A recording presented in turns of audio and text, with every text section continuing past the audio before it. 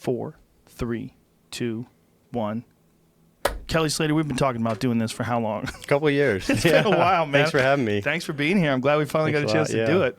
What are you in California for? I know you broke your foot, right? I broke my foot real bad. How'd you do that? My girlfriend's from San Clemente, and her family lives there, and so we kind of live here when we're not moving around too much. So I'm just kind of here right now. I'm not competing. I broke my foot. I was surfing in South Africa about 15 months ago, and I was just on a wave that I wouldn't consider a very big wave. Nobody would really consider dangerous.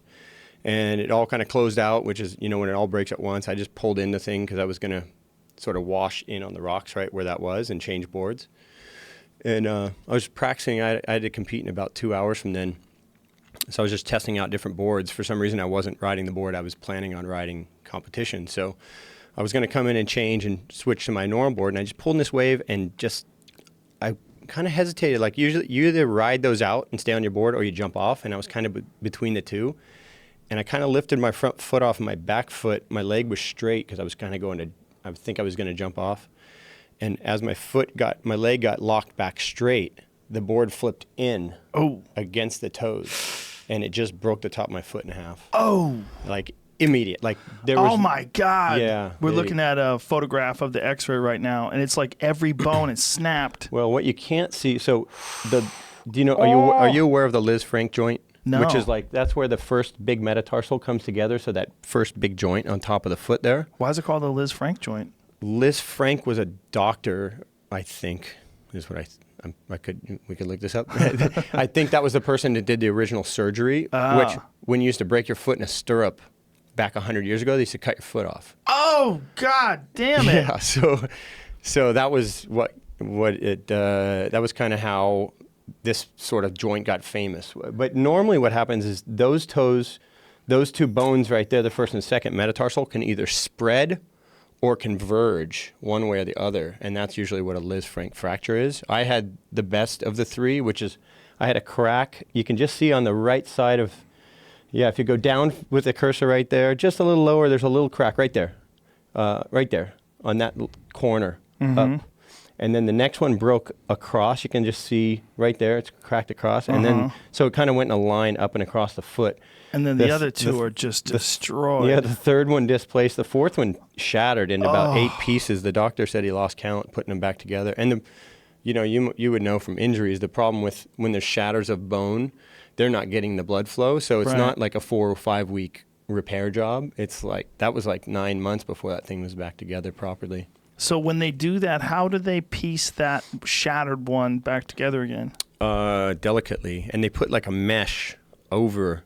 So I got to kind of figure out how to. Well, I had a plate on the Liz Frank, and then I had a plate, a kind of a bridge across the third and fourth. And so they kind of meshed it all together. And then I think I had 16 screws combined in all that. God damn, man. It was brutal. The problem with it was I did it in South Africa where I wasn't going to get surgery. So I had to wait for the swelling to go down for about 6 days before I could fly. Oh, God, because they thought the foot was going to swell too much because it was already swollen from the event. So I iced the shit out of my foot for 5 days and sat there and watched. Unfortunately, the waves were perfect, so I was sitting on the beach just watching perfect waves. It's that's as painful as the injury to a surfer. It's like watching a bunch of elk walk by in front of you and not scared of you, right? Right. And so I sat there because the whole time prior to me being injured while I was there for 2 weeks, the waves weren't very good. So I broke my foot and the waves got great. Oh. So I had to watch it. So that's painful for us. But so then I waited for the swelling to go down, and then it's 2 red eyes to get back. Was there no way you could get it fixed in South Africa? I maybe could have, but then I was probably looking at staying in Africa for a month or more, and also I didn't know the quality, sort of level of quality of a doctor I was going to get there. And I got a doctor I work with here, and I called him straight away. I said, look, it's my 4th broken foot, but I've never broken it like this. Usually it's let it heal for 4 weeks and you're surfing. And it's all from surfing? Yeah. And all from the same way. Oh, really? Really, pretty much the board going back against the foot. Fuck. And usually it happens when I'm, I don't know how well versed you are in surfing, but when I'm tube riding, and usually with my back to the wave, which has happened 2 or 3 times. So I'm in the wave, the lip pitches over and lands, but when that lands, it sends a shock back into the wave. Like, you know, when the lip hits flat water, that lip, some of the energy goes down and some disperses out and up, and some comes back into the tube. So if it does that and you're in the wrong spot, the board will flip into your feet. But Oh, wow. normally what we do is when you're backside barrel ride, a lot of times you're grabbing the rail.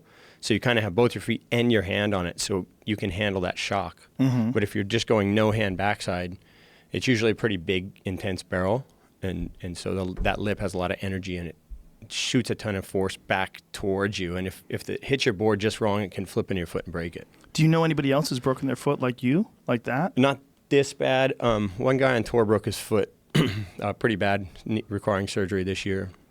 That looks horrible, man. yeah. How long was it before you can walk? You're walking totally normal now. So how long has it been since the surgery? Yeah, so I had surgery in end of July last year, and then walking normal wasn't till maybe December, January. Wow. December I competed again, but I probably shouldn't have. But we were at Pipeline in Hawaii, which is, you're not doing maneuvers. It's not a small wave kind of competition. If the waves are small, I wouldn't have surfed. Since it's bigger, it's a little easier because you take off and kind of trim a straight line. Right. So you're kind of going straight, you know, even though you're riding the barrel, you're kind of going straight. But are you conscious of your foot being compromised? Yeah. Wow. I don't know. That's my favorite event in the world, so I just didn't want to miss it. But fuck, if you broke your foot again? yeah.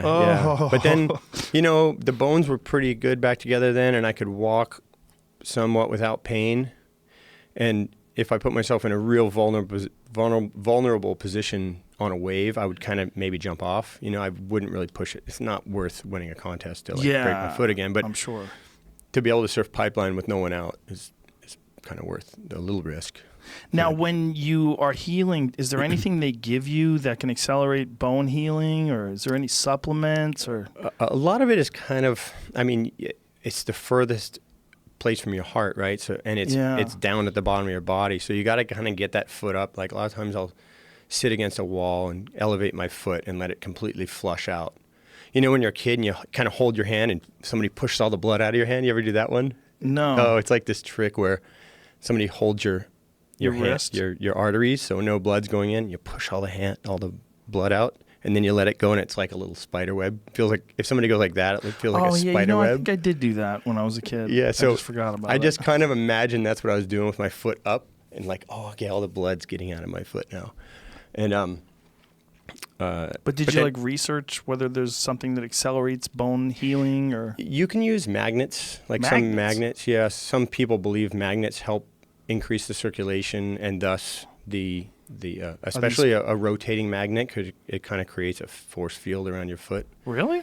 Yeah, supposedly. I mean, around the magnets. But is this are these legit people, or are these These are like theories. Healers? Man, I'm a healer, yes. An energy healer. Well, I'm just saying what I've heard people believe. Right. So the first time I broke my foot, a chiropractor guy I had gone to, he's like, just when you go to sleep, it's not going to hurt you. Just put it on your foot. And I was actually competing 5 weeks after I broke that foot. So I don't know if it helped or not, but I just asleep and it was near my foot, and maybe it helped. I don't know. It takes 6 weeks for a bone to heal, right? Doesn't it? When you're young, in particular. It takes 4 weeks, and then it takes 2 more weeks for the calcium to properly fill in. So if you take an X-ray after 4 weeks, it'll still look like there's a hole, like a break there, but apparently the bone has sutured itself back, but the calcium has not filled in to make it totally strong. That's what I was told by my doctor on this last one, because I asked every question possible. Why does it still look broken? Why is it? And he was telling me, it's not till you get enough blood flow, and then it's healed, and then once there's the proper blood flow in the bone, then you get the calcium coming back in. The only thing that I've heard that really is supposed to accelerate healing is the hyperbaric chamber. Did you try that at all? Which I didn't do. I had one sort of at hand in Hawaii I could have gone to, but I didn't. It's supposed to. I know that Uriah Faber used that a lot after he fought Jose Aldo. Aldo kicked the shit out of his leg, and his leg was really badly swollen. It was horrible. Did he break the bone? No, it didn't break the bone, but it was so bad. It was like his left leg was literally twice the size. Yeah, I and remember. Purple. I've seen the fight photos. and heard you talking. Yeah, you there know, it is, right there. There's a photo. Yeah, of it. and in the fight you're talking about, look at the color on his leg. It was so nasty. That's that was hideous. Aldo when he was in his prime. And you didn't see those kicks. You couldn't see his kicks coming. He was They're so just like, fast. He doesn't even load look at up. that. It's just there. God, that's probably right afterwards. It must have felt broken. It feels fucking horrible just to get hit once, man. I mean, Uriah is so tough to just take that over and over and over again like he did. Yeah. Can you check those? I mean, You can you turn into them a little? The problem is when you get hit, just getting hit once by a guy who's really good, like a Peter Ertz or someone who's like a really good leg kicker, they hit you once and you're not even going to lift your leg upright. Well, think of a Charlie horse a guy gives you in school when you're a kid. Yeah. Now, how bad that is. That's probably 10 times that. That's way worse than 10 times bad. Yeah, whatever it is. There's Ernesto Hoost is probably one of the greatest definitely one of the greatest leg kickers of all time. And there's a video called The Perfect Leg Kick by Ernesto Hoost, and it just shows you like a compilation of him landing leg kicks on people, and you just see they're like you see their leg buckle, and he would whip it down. Like he had this angled. He's a long, tall guy, and his technique was just perfect. Oh no! There's video of him. He was so good. Watch his left kick, and then left hook rather, and then the right leg kick. The way he would do it. Yeah, because you're covering up top, and you don't maybe even see it, huh? Look at this though. Bing, wow. Down. The whip into it. He was so good, man. He was so fucking good. Yeah. And he would always do it left hook to the body and then right leg kick afterwards. Ricardo Arona's a buddy of mine. And you know Ricardo? I know Ricardo pretty well, wow. yeah. Is he a surfer? Yeah, he surfs. A lot of Brazilians Most surf. of these guys surf, man. But who did he kick? Rampage or somebody in the lower leg, like I think, or Vonderlei, I don't know, back in the Pride days. Mm-hmm. And I think he broke someone's lower leg or something. I'm ankle. sure. Yeah. He was the victim of the worst slam I've ever seen in my life. Well, he told me, he's like, I don't know why I didn't grab the leg. Yeah. And the thing I didn't realize, because I had watched the fight before and I didn't pick this up. I wasn't very well versed at that time in watching fights. But he goes, Kelly, the thing was, I put him to sleep in the fight before that. And I let him go. And I told the ref, he's sleeping. Yeah. And he goes... And then he woke back up, and the ref when you go watch it, and the ref touched him and goes, okay, keep fighting. Yeah, what did he catch him with? A triangle or something like that? He caught him earlier? with some kind of a triangle. Yeah. I don't remember. No, it wasn't a triangle. It was guillotine or something? Might have been a guillotine. They were on the ground. Yeah. So. Yeah, he or maybe knocked him out. I thought he put him to sleep or something. I don't know if it was anyways.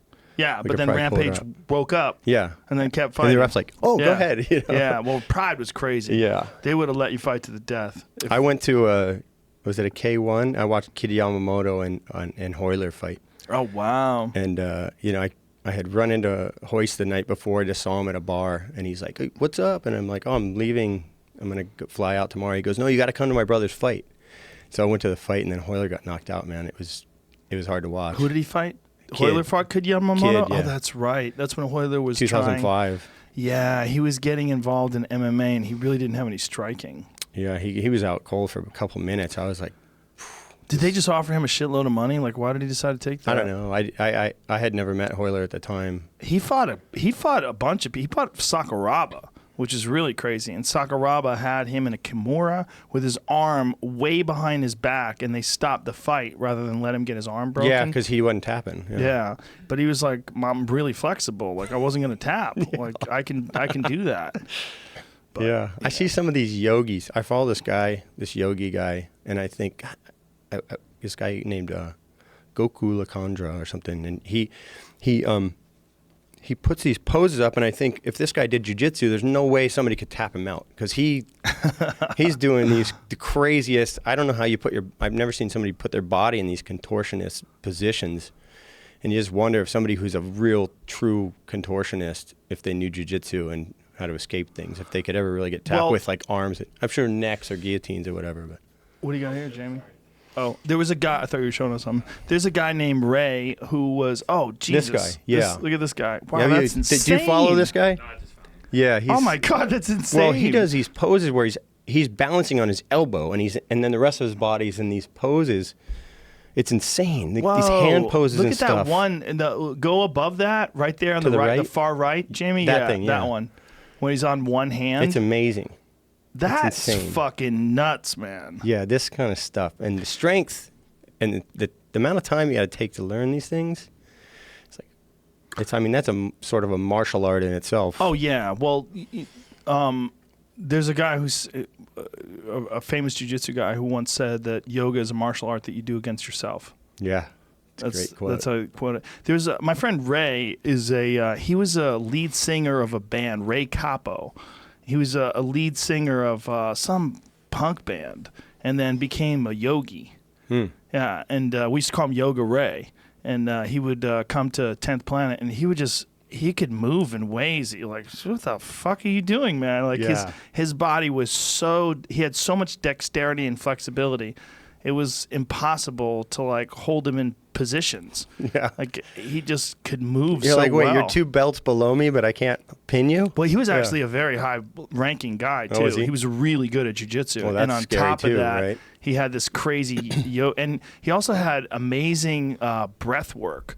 Like he never got tired. Like his cardio was incredible, but it was all because of his breathing techniques. Yeah, Hickson would work on a lot of breathing stuff. Yeah, you know? Yeah. He was out like I've known Hickson quite a long time, and he always talks about that. You know, when you breathe through your nose and how you calm your heart and stuff. Yeah.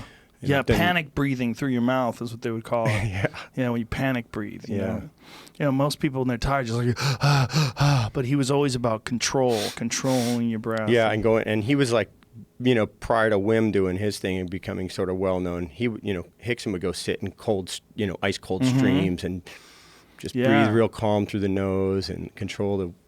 Yeah, that's in that movie Choke. He's in a glacial river. Yeah. And he's just sitting like neck deep. Yeah. And everybody else just dips their foot and then like, fuck this. Yeah. And he's in there he's like, freezing cold water, just loving it. Yeah, he's a fascinating guy. And he was really the first guy that sort of introduced martial artists to the power of yoga because he was the best. That stomach work he could do, Yeah. And it's like, it's freaky. It's crazy. Real freaky. Yeah. I've seen people do that in real life. Yeah, we've played that. It's from the movie Choke. Yeah, that's right. What is that called? Fire breathing or something? Breath of fire? There's like a word for that kind of breathing. It's probably more specific because sometimes you'll go to a class and they'll go, okay, breath of fire. Right, that's just like that. Yeah. But yeah, he could pull his stomach in and move it side to side in some weird way. Yeah, he said like he could use every muscle in his body individually. Yeah. Like move it independent of other muscles. That's a weird one. You also love surfing. Love surfing. Yeah. I've given boards to Hickson for a long time. Really? Yeah. Oh, that's so cool. Yeah, it's amazing how many jiu-jitsu guys love surfing. Yeah, there's endless. Is it just because of Rio and it's like just on the beach, surf place? Yeah, it's like they all sort of did jiu-jitsu and sort of played soccer and surf. They're all on the beach, so they're kind of doing these things and some volleyball with their feet, whatever you call that thing. Right. Yeah. What is that? I don't know. But the slams are sick. It's crazy. Yeah. I posted a video of these guys in Thailand that were doing that. They were playing like volleyball, a version of volleyball with their feet. Yeah. And it's fucking wild, man. It's like the ultimate hacky sack. Yeah, it's the craziest shit. Like the dexterity they have with their feet, where they're whacking the ball over, and then the other guy on the other side is whacking it back. And it's like they're catching it with their foot. Oh, look at this. Yeah. Whoa. Look at the angles they get. Yeah. I mean, the flexibility, too. And these guys are really close to each other, too. Yeah. There must be some good fails, like kicks in the face. Oh, I'm sure. Right? I'm sure there's a lot of that. What's it called? Asian Games. Well, this is Koreans. Boom. Takraw? Look at that kick. Oh, my God, that's insane. And then you have to fall in your hands. And I hope you don't break your wrists. I mean, you're falling from I wonder like if they got 5, kind of a 6 feet padded floor, like a mat on dojo. This is pretty impressive stuff. But Jamie, see if you find that video that I posted on my Instagram page. I reposted somebody else posting it, and it's fucking bananas because these guys are using this like little shitty ball in the jungle. Yeah, and just the ability that they have with their feet is just out of this world. You ever hear of a guy named Sir Donald gosh, I'm even forget his name. Bradman, I believe it was. He's the best cricket player of all time. No. Best cricketer of all time. So he grew up in Australia, kind of in outback, and he I guess from what I heard, there wasn't many people around. And he used to play he would take a stick, just a random stick, and he would hit a ball against a corrugated, curved a wall, corrugated aluminum, that one of those kind of bended walls, and they use for roofing, and so the ball would just bounce off at all these different angles, and his hand-eye coordination became like, as good as you could possibly ever have, because it was like his fun thing to do. Oh, yeah, here it is. Check these guys out. Look at this crazy shit. I saw you post this, yeah. Look at this. And they're off the head. I mean, and it looks like these perfect shots, but they keep firing it back at each other. Look at that. Off the head. Fucking and it sounds madness. hard. It sounds like a coconut or something, Right. It sounds like they made it out of like a rock and some fucking Oh, how was that tape. one? How was that kick? Insane. That was a straight up martial arts kick. That was a forward. Yeah. It was like a push kick. A push kick, but a roundhouse kick at the same time. Like a push crescent kick. Is this guy? Oh. I mean, and the block. If you can get good at doing that, I guess it is Thai because those are Thai writing. But if you could get good at that, man, I mean, there's certain guys that just, when you see them in Muay Thai, they have, that's what it's called? Burmese. Sepak takraw. It's Burmese. Oh, okay. Soccer and volleyball put together. Yeah, those guys would be awesome fighters. There's certain guys that have just insane leg dexterity that you see in martial arts. Like, do you know who Sanchai is? You ever see Sanchai fight? Yeah. Yeah, Sanchai's his leg kicks would be insane. Yeah. Well, he's everything. He's there's a famous highlight reel of him where he throws this like fake knee off the right and then jumping roundhouse kicks this guy in the face and KOs him with his left. And it's just the ability that he has to place his foot like anywhere he wants. His dexterity is just out of this world. His range would just be otherworldly, right? Yeah. Well, there's just there he is. Oh yeah. Oh, that's not Sanchai. No, that's a younger guy. And Sanchai was talking about, they were asking about fighting Connor. You ever see that thing? Yeah. And he's like, no, I'd kill this guy. Fuck him up. He would fuck him up so bad. Like, he'd probably let it go, okay, kick me a few times, and let's trade. Let's trade a couple. Well, he's so hard to hit, too. Sanchai is just so elusive. Why wouldn't someone like him end up in a UFC fight? Because he doesn't know how to fight on the ground. I mean, that's all it is. Wouldn't they just pin him with another stand-up guy? If they were smart, that would be the smart thing to do, but... I mean, you're not going to put CM Punk against another ground guy, are you? Right. Well, CM Punk. Yeah, that would be a disaster. CM Punk, that whole thing was, everybody's like, I could do it.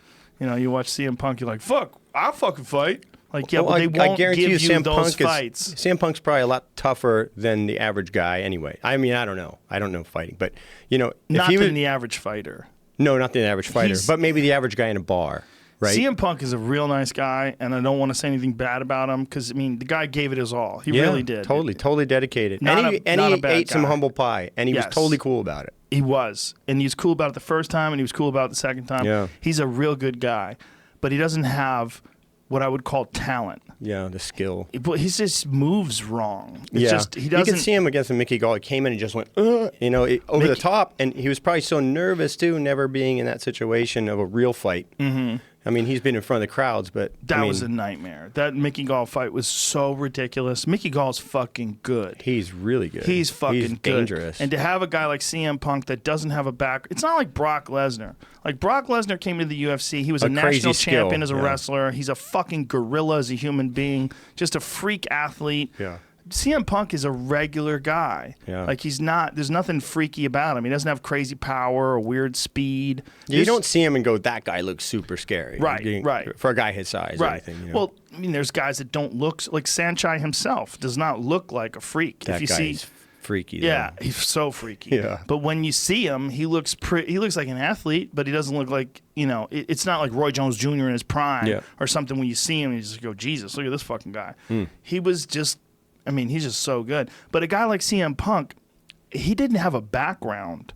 And he tried martial arts when he was like 36. So he had no background? Not really. In the even wrestling background? No, he didn't even wrestle. It was all theatrical wrestling. Yeah. It was all entertainment, You would think, though, that those guys would, even the theatrical wrestling, they would go and work on the skill like day in, day out. I mean, that's all you have to be as a wrestler, right? There's such a difference between working on the skill day in, day out, and then working on the skill when someone doesn't want you to do it to them. Yeah. That's the thing. And then when they're trying to do things to you, like just fucking you up. Yeah. And there's nothing you can do about it. Like you really and your mouth breathing.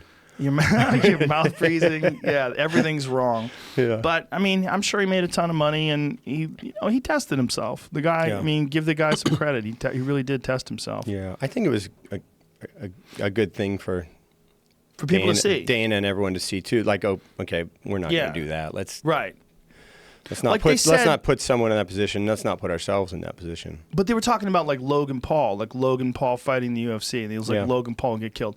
Logan Paul is fucking way better than CM Punk. Yeah. Logan Paul like actually knows how to fight. He had a boxing match with that other YouTube guy. That, but I was watching him throw punches in that fight. I'm like, this is a guy who actually knows how to punch. Like his punches look good. He gassed out. He got a little tired. First real fight like that. But he has a background in wrestling.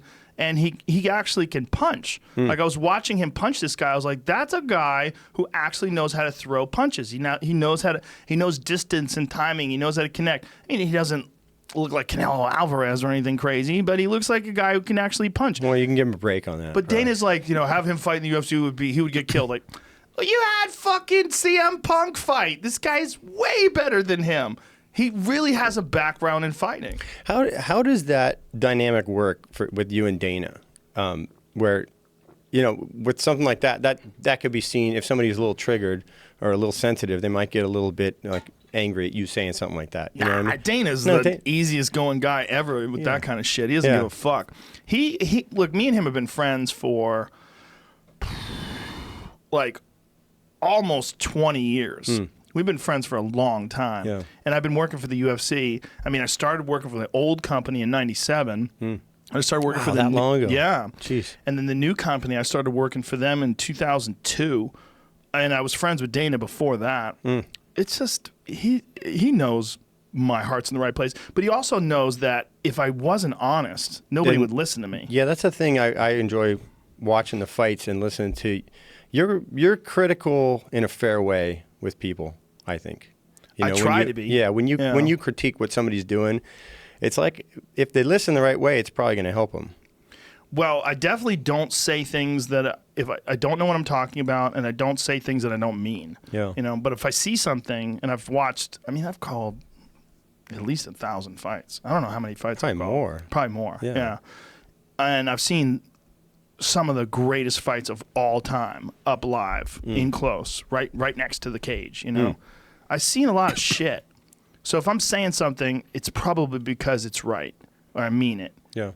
But if I don't know what I'm talking about, like it's one of the good things about having Daniel Cormier there, or Dominic Cruz, if there's some aspect of fighting that maybe I'm not exactly sure about, I can defer to them. Yeah. And I could say, like, what's so important about getting the underhook here? And then Cormier could go off about, like, why this, and then you go, oh, okay, I get that. Okay, yeah. I see. Like, that was a big thing in the fight with Stipe Miocic and Daniel Cormier.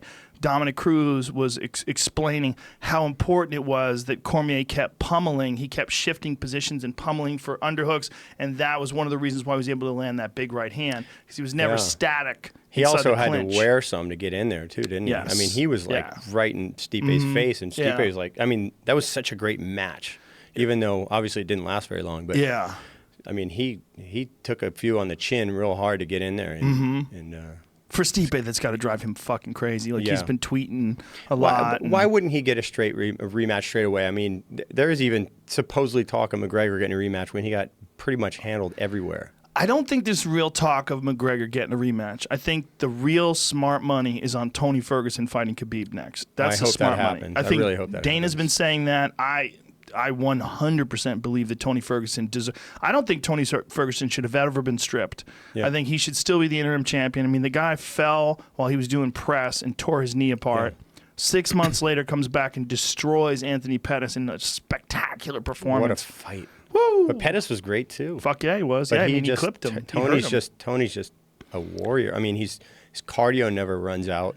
He throws weird stuff with everything you can throw. You don't know what's coming. He apparently got upset that we called him a weirdo.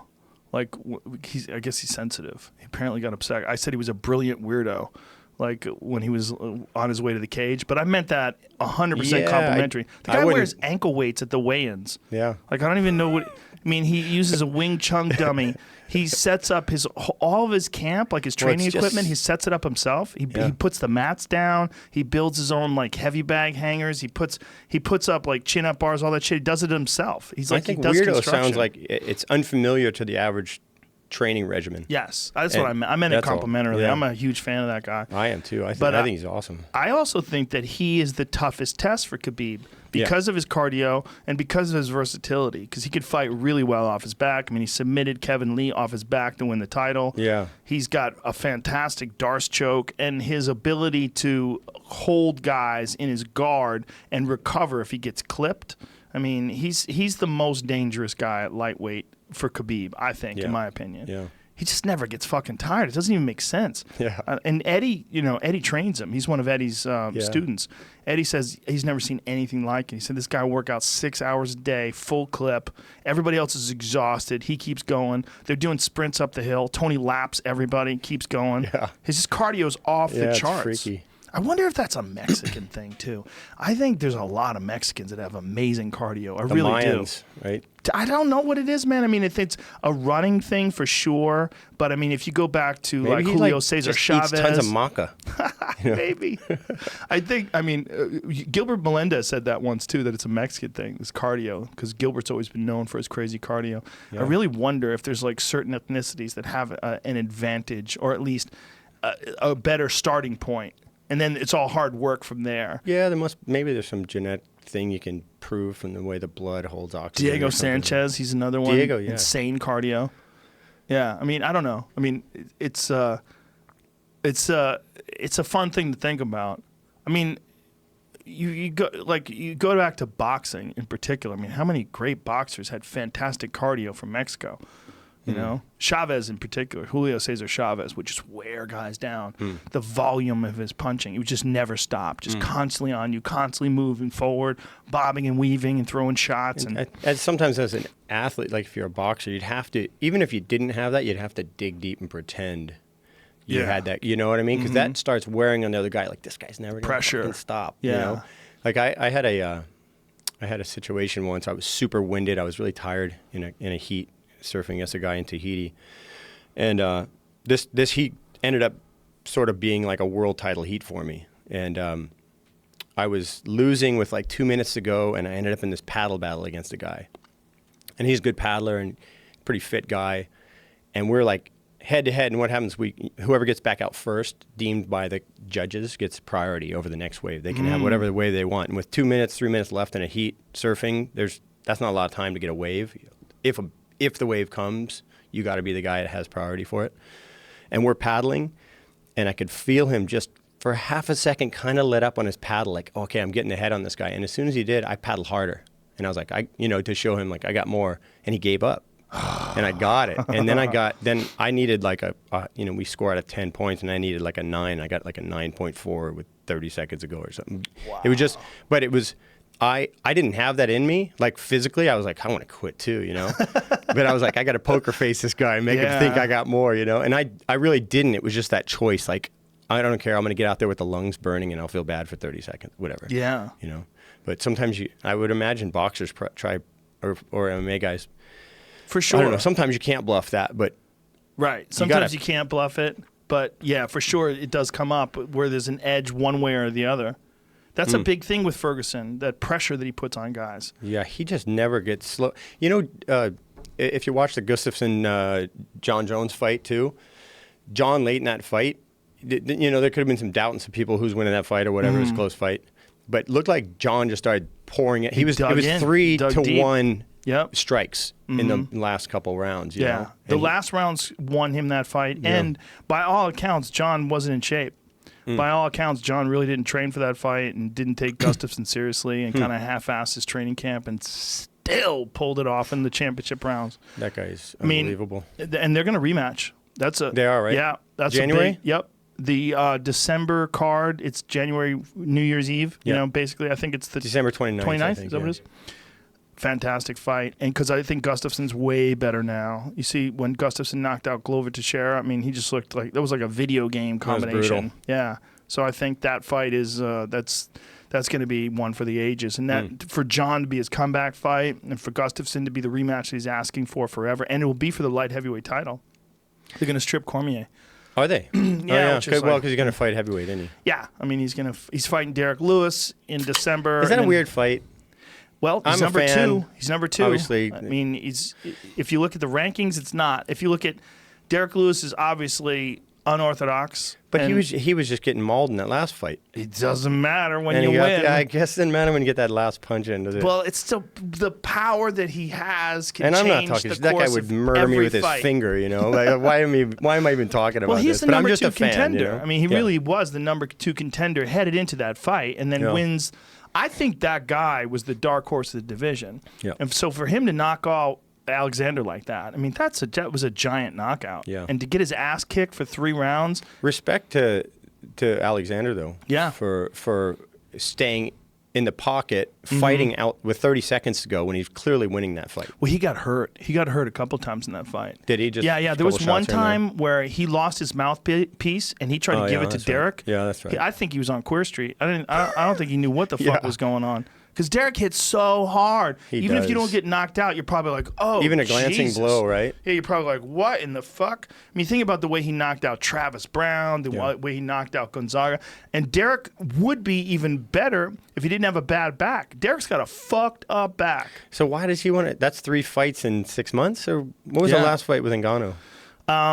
Well, he fought Ngannou, and that was the fight where it was just like, what the fuck? That was barely a fight. It was like 5 punches thrown the entire fight. It's weird, though, as a fan watching it, I felt like... You see one against Ngannou. July. Yeah. Yeah. But as a fan, did you feel like that was more on Ngannou than it was on Derek? Yes. I don't know. I felt that way. Well, Ngannou didn't do anything, and Derek won. You know, he didn't win by much, but... I mean, he was basically waiting for Ngannou. You know, you got to be careful with Ngannou because Ngannou punches so fucking hard. But Stipe fucked that dude's head up. Yeah. He really did. Stipe just fucked his head up. Yeah. That was Nobody's even talking about Ngannou anymore. That's what's weird. Ngannou before the Stipe fight, everybody's like, this is the second coming. I was so excited for that thing. Oh, my God. When he knocked Alistair Overeem into another dimension, everybody was like, holy shit. Yeah, that looked like a career-ending punch. It did. That was like, I'll break your neck with this thing. Meanwhile, Overeem's ready to fight again. Didn't he fight again after that against Curtis Blades? I feel like he did. I feel like he fought Curtis Blades after that and lost. And got stopped in that fight, too.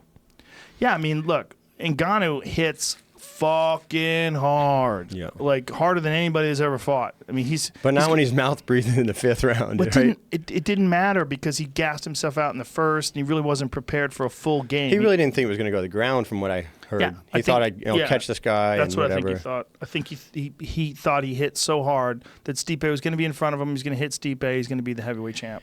I was going to ask you, do you have your absolute dream job? Well, I mean, you do a few things, but like you get to talk UFC.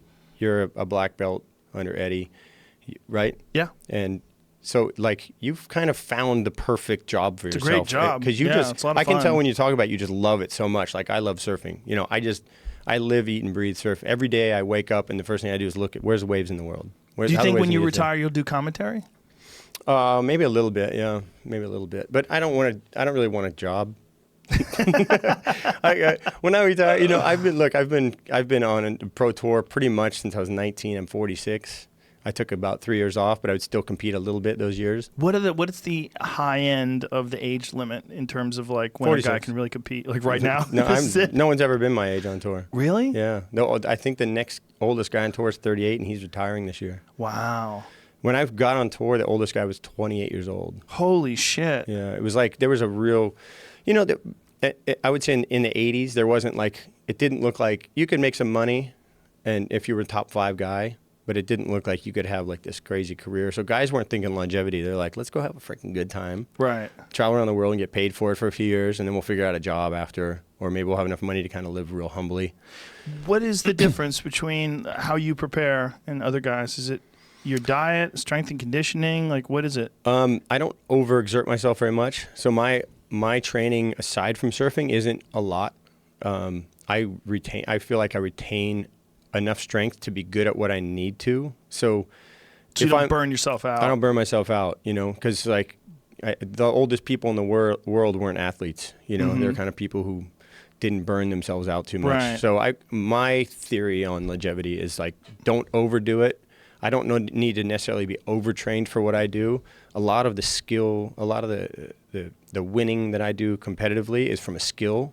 It's not so much from being super strong, having crazy cardio. Mm-hmm. It's making a choice about which wave, how I'm going to approach and ride that wave, and I have to get 2 scores every 30 minutes when I compete. So it's like I got this 30-minute window I need to be ready for.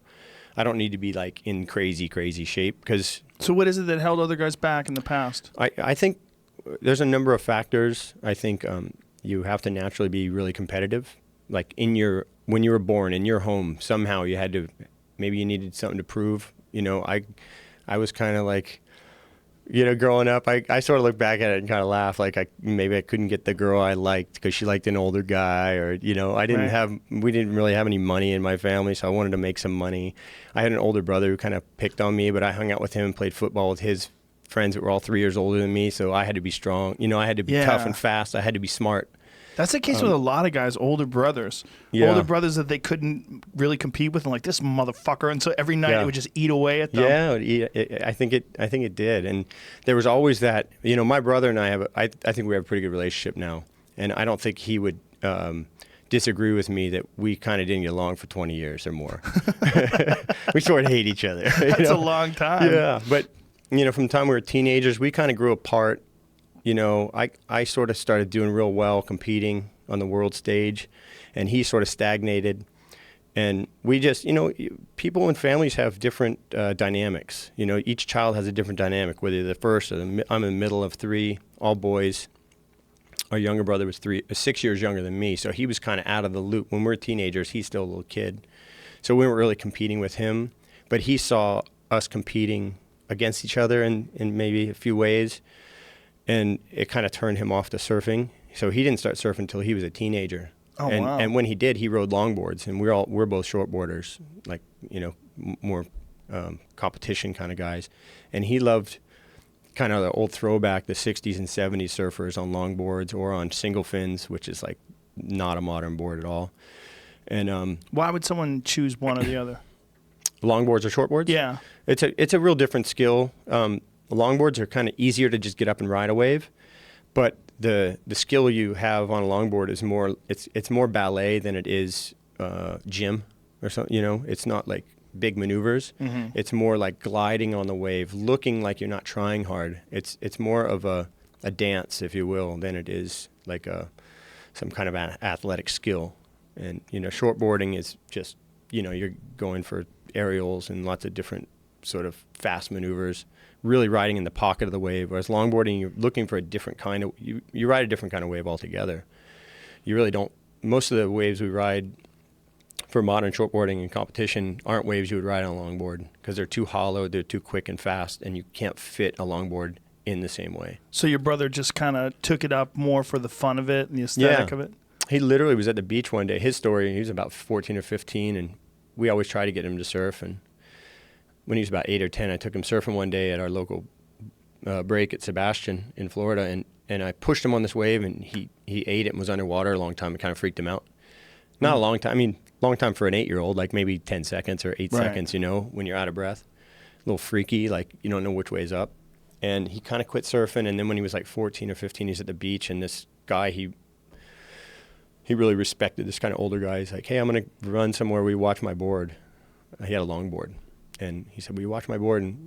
And Steven said, oh, yeah, I'll watch it. And the guy said, you can go use it if you want. And he paddled out and caught a few waves, and he just sort of fell in love with that minute with surfing. And it was something unique for him because we didn't longboard. So it was like, it was that beach life and thing we love, but it was different, you know? Right. He got his own thing. Yeah. Yeah. And then me and my brother, we, you know, I got more and more into competition and getting sponsors and stuff. And he sort of, he just kind of started fading out of doing competition full time and stuff. And then when I was a teenager, when I was a freshman in high school, this guy moved into town, this kid named Drew, and he had sort of got kicked out of a couple schools elsewhere and got himself in some trouble. And when he came over to the beach, he was kind of in these inland schools, But he was good at football, good at baseball. He was kind of a really good athlete. He became the quarterback on our football team. He was a baseball player, all this kind of stuff. So he was a total jock, not a surfer at all. And somehow he and I became best buddies. And you know, I liked all the sports. I grew up playing football, basketball, baseball, a little bit of tennis. And he and I, ultimately where we got to was he sort of became my big brother competitively. And we used to battle, and it didn't matter whose feelings got hurt, you know? Like, we competed at absolutely everything from horseshoes to bowling to pool. On my birthday, every year on my birthday, we made it a pact where we'd go play every kind of game we could possibly, and we'd keep a tally of who won what. It was it was putt-putt golf, it was go-karts, it was basketball, it was shuffleboard, it was like literally everything, you know, everything we could think of. And we just keep a tally, and we used to bet in the millions of dollars. Really? Yeah. Well, yeah, of course. So, you know, at some point, somebody owed somebody hundreds of millions of dollars. But you never paid? No, of course. Oh, I mean, okay. when it came down to, like, actual money, then it was like $5, you know. and at one point, he got really into horseshoes, and he called me out one day, and he's like, "You meet me at the beach. We're going to play some horseshoes." And I'm like, "All right."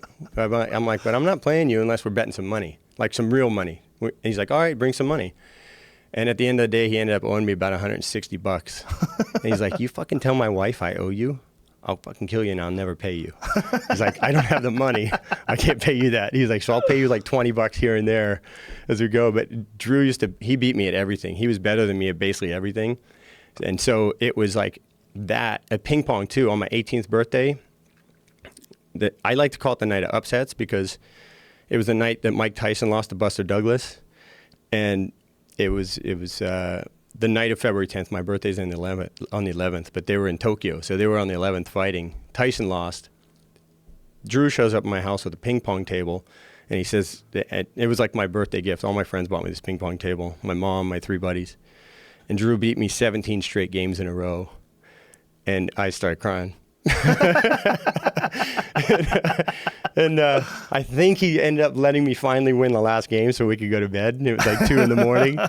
And man, I've really honestly never been so frustrated and just outright beaten by somebody at anything. And he just I just knew he owned me. And he would just tell me where he's going to hit the ball on the table and beat me.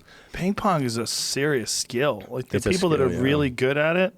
Oh, you should go on Pongfinity on Instagram and watch these things these guys do. It's out of hand. I'm scared. Yeah. Ping pong's one of those games where I was like, if I ever got into that, I think it would like eat your life. Yeah. It seems like there's Yeah, so we used many to stay levels up to all it. night. Yeah. And, you know, we sucked. And Yeah. we thought we were pretty good. You know, we'd you know, use soap and water to make our paddles a little stickier. You know, we thought we had all this spin and stuff. What the But fuck? these Look at these guys are playing 3-way. Yeah. That is crazy. I mean, that's not the kind of 3-way you like.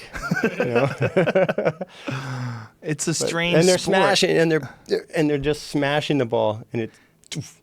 This is crazy. And Look at this. whoa, behind the back. And is there money in ping pong? I don't know. I at think that. there are for, you know, in China or something. Like, Right. I don't think in the States there really is, but That's the same thing with pool now. I don't know. I don't see some white guy going to China and beating all those guys. You see, these guys are masters. They don't move. You know, their wrist moves. Right. There's no dancing. You know. Yeah, it seems like one of those sports where there's a whole world out there that you're not aware of like elite killer ping pong players. Yeah. Like most people aren't even thinking about it. Yeah. It's funny. You know, it's It's funny funny. that you said. We could talk about ping pong, and it's like everyone can kind of join in. Like if I ever talk about fighting, people are shut your ass, man. You stay in your lane. But you know, it's like Yeah. I'm a fan of ping pong too. I'll talk about ping pong. That's a funny thing, that stay in your lane thing. Like you're not allowed to have an opinion on things. Yeah.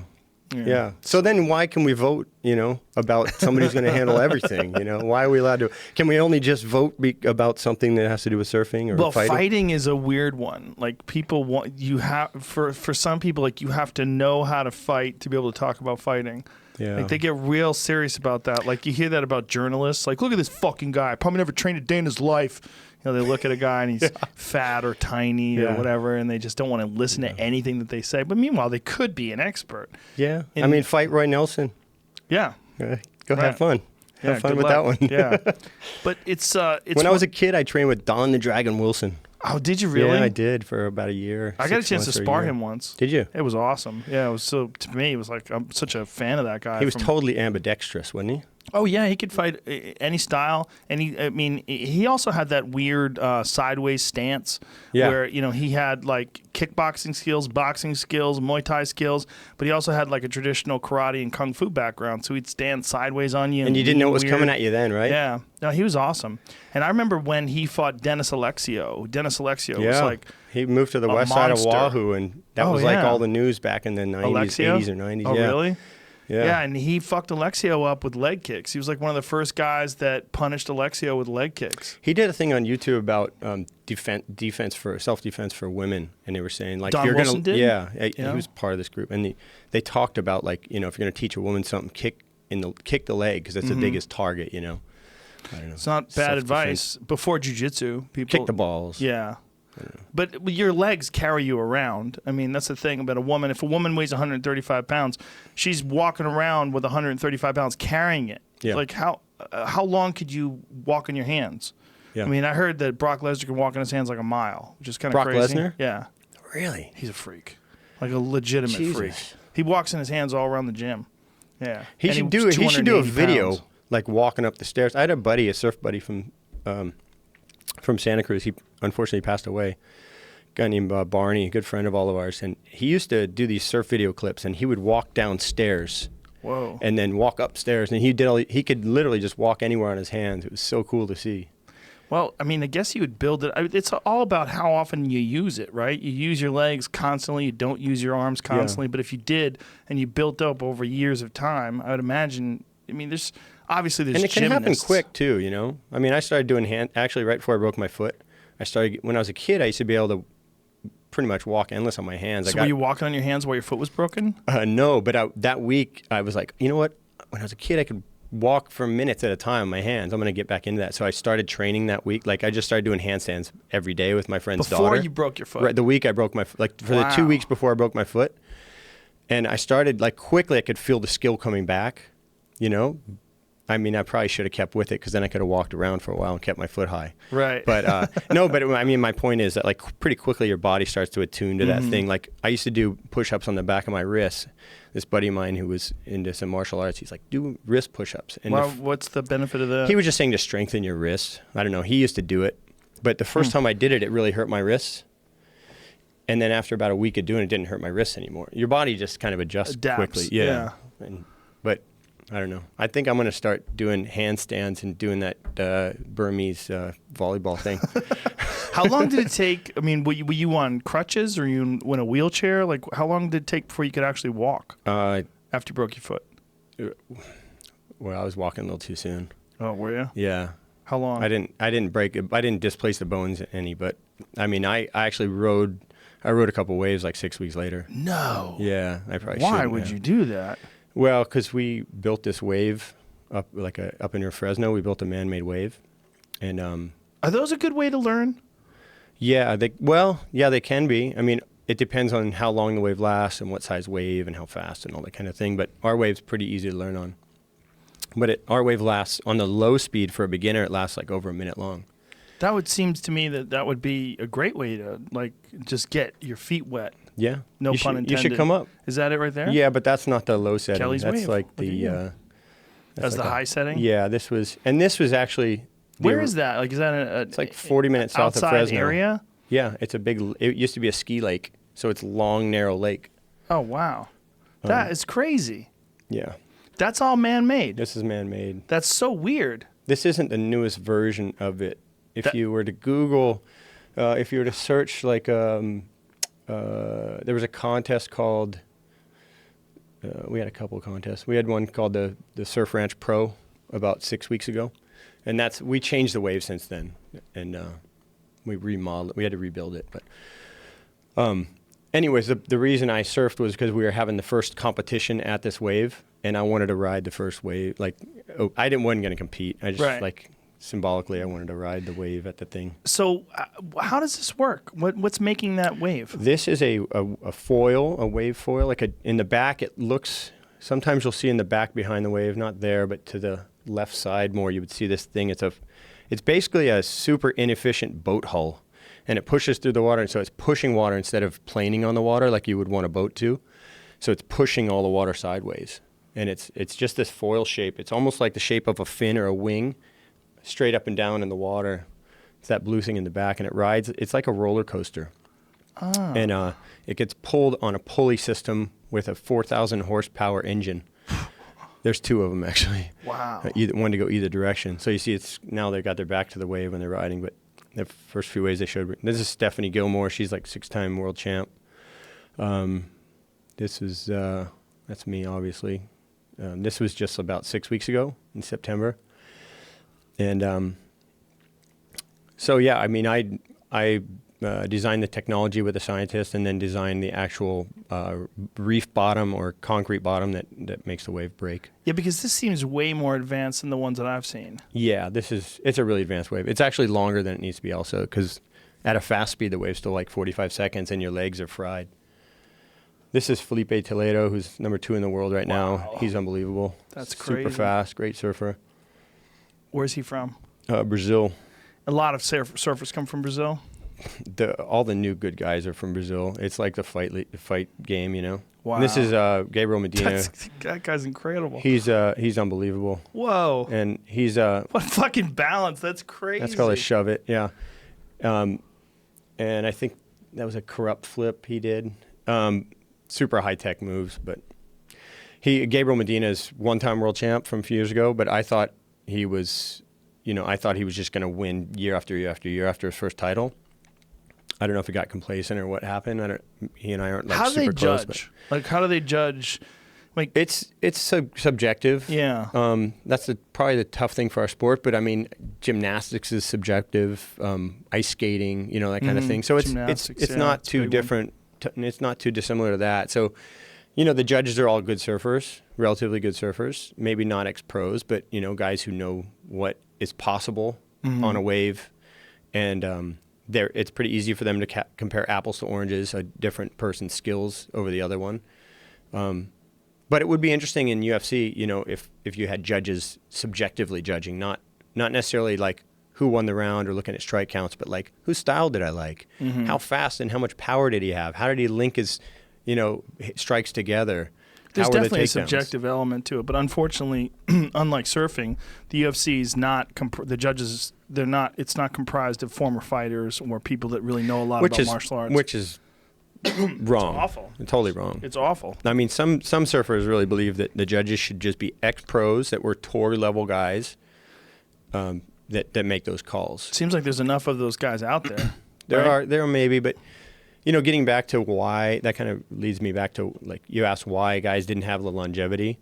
Like, people get married, have kids, have a life back home, all that kind of stuff. So, I went not quite the traditional route with all that stuff. So I had a lot more time, focus, dedication into what I was doing. And I wanted to do it for a long time because I just love surfing. And, I mean, if I had my druthers every day, I'm going to wake up and go ride waves. Now, is there a point system that they score on? Like, yep, out of 10. Out of 10? Oh, so it's like boxing. Not everybody gets a 9 if they lose that battle. It's 10 is the max. 10's max, but I mean, more average, you're seeing 3s and 4s than you are 8s and 9s, because it's just a certain wave and a certain skill set gets you up to that excellent category. So we consider 8 and up excellent. And, sort of 6.5 to 8 is like really good. And is there a lot of debate about whether or not a 9 is accurate for someone's ride? Yeah, there is. Well, if it's early, there's a lot to it. Like if it's early in a heat and a guy gets a 9 or girl gets a 9, and then you think that there's a lot more that could have been done either on that day in those types of waves or on that wave specifically. Like occasionally you see somebody get a 10. Perfect ride, as good as you can possibly do. It's the ultimate, you should remember that wave forever kind of thing. It's like the perfect knockout. But then they won't ride. They'll kick off the wave when there's more to ride, or they'll fall and they still get a 10. So like sometimes you'll see somebody get a really good score and a lot more could have been done. They could have been deeper in that tube. They could have been higher in that air. They could have rotated. They could have, more. They could have, in the air, they could have ridden out like smoother. They could have linked a couple different, more difficult turns together added more variety. So you have to kind of like, if anything, scale down, I think, as a judge, as opposed to scale up. Because then if you're surfing in really great waves, which makes it easier to get a good score. So like Chopu and Tahiti, if you pull up Tahiti, Chopu, Teahupoo, contest 2014. So we had really unbelievable waves in this contest. Almost every wave looked like it could be a 10. Then it comes down to like, how late did you drop in? How critical was it? How deep were you? How did you maximize your time in there by slowing your speed? How much risk did you take? So even though the wave only lasted about 5 seconds, there's a whole lot that can be condensed into that 5 seconds. And did you wait for one of the biggest waves? Or did you take a smaller wave and go, Whoa. a little bit easier? What is it like when one of those giant tubes crashes down on top of you? So this is Gabe Medina. He ended up winning the contest. It's not super fun when you eat it. Yeah, I could imagine. It's horrific. I mean, you've probably talked to Shane. That's me, actually. Yeah, I've talked to Shane about it. Yeah, and I mean, look, Shane, no one's more of an authority than Shane is. Maybe not in this super hollow, crazy stuff. I mean, whatever, Shane rides everything. But the biggest waves in the world, Shane's the authority. Like, he's had wipeouts that he came close to dying. He probably talked to you about the vest he created because of that. He almost drowned. He created a vest that you pull a CO2 cartridge and it blasts, this big bladder and lifts you to the surface. Even if you get knocked out or take in water, somebody's going to find you and probably save you. But yeah, that's me there. So I didn't make that. But that wasn't even a big one. That for that day, that was a small wave. Fucking huge, though. When that's coming down but on see you. where I'm at? I'm kind of in blue water. Right. So I was able to dive and kind of get under it and not get sucked back over. So there's a little bit of a skill that goes with wiping out. So you understand that energy. It's like a tornado or like a hurricane. Like the eye wall is the worst, but if you're in the center, you're fine. I've always wondered, like, could you follow a hurricane inside the center of the eye? Like, could you just stay with it and be okay? I bet you could if you moved at a really slow speed, right? They don't move that fast. They only move about 10 to 20 miles an hour. Right. Sometimes less. Can a plane go that slow? No, but maybe you could stay in your car. Right. And kind of like, find a road. If you had a really good GPS system. And you got a good radar guy. Do not go right. Okay, do go not north. Go left. No, don't go northwest. Go northeast. Yeah. Okay, you're going to have to go off-road or you'll die. But so that energy, all that energy is in where the lip, if you're in the center of that, you're pretty safe. But as soon as you get sucked in right into the wall of that and you get pitched in the lip, that's when the lip spreads the water that it hits and it sends you right down to the reef, especially in a place like this where it's, when you see a wave that's real hollow, it's generally a lot shallower than it is high. So the wave will be 15 feet and the water might only be 5 or 6 feet deep. Oh. So think of all that energy. Most of it's going to hit the reef at some point. So that's you want to try to kind of fall like where that lip's landing and then escape under it into blue water. What do you do if you know you're going to hit a reef? You kind of just brace. You don't want to hit your head. For the most part, you can tell up and down. I mean, sometimes you lose your equilibrium a little bit underwater, but for the most part, you can tell what is up and down, so you can feel it coming. And I mean, I'm going to put my arms there before I take it on my head. Right, of course. And so I'm like trying to be like a cat. Like when I hit, I want to be able to. I'll break my hands or feet or whatever. I'm not worried about that. I don't want to get knocked out. Right. So I think everyone's default is to try to cover your head. If you hit anywhere else, you're kind of okay. You just don't want to hit your head. And when the waves come crashing down on you, do you lose your sense of up and down? You can, yeah. But, you also have your board connected from the leash, and that's generally going to pull up. Mm-hmm. So you kind of know. If you don't feel your board pulling, you're kind of worried, like, shit, my board might hit me, might spear me underwater, Right. You can occasionally get speared in the face with your board or fin or something. That's kind of spooky. I was surfing with a guy who's like a big brother to me. I used to travel with Tom Carroll. He's a 2-time world champion. We were surfing Tahiti one time together, and he used to wear a helmet. A lot of guys most people don't wear a helmet, but Tom used to wear a helmet. He was real used to it. But having something, an extra, say, inch around your head or half inch, it's like it changes your judgment a little, so you got to be used to it. I always felt like it was weird. It's weird for sparring, too. Yeah. It fucks with your peripheral vision. Yeah. Yeah, so it would mess with me when I tried to wear them. And that extra weight and, like, when we're trying to, on a critical wave, we're trying to pull in the barrel, we are dealing with percentages of inches, like just tucking your head under that lip. And so you gotta kind of be really aware of your range and your ability to like tuck your head at certain places. And I was never comfortable with it, but I was surfing with Tom, and he wiped out, and his board speared him in the ear, and it broke the helmet and broke his eardrum. Jesus Christ. So we were just wondering, like, what the hell would have happened if he didn't have his helmet on? You know, like, probably would have killed him. You know, would have definitely knocked him out. And we didn't have a jet ski with us that day or anything. We were, 500 yards or more off the beach, half a mile off the beach somewhere at this reef. When you blow out your eardrum like that, do you have to get it surgically repaired? No, I don't think so. I think I've never busted just let my it eardrum. heal up? I almost busted my eardrum like 6 weeks ago in Hawaii, just free diving. I felt it like a pinhole. I could feel it like going, and I kind of got dizzy, and I just came up and stopped diving. But there was a guy.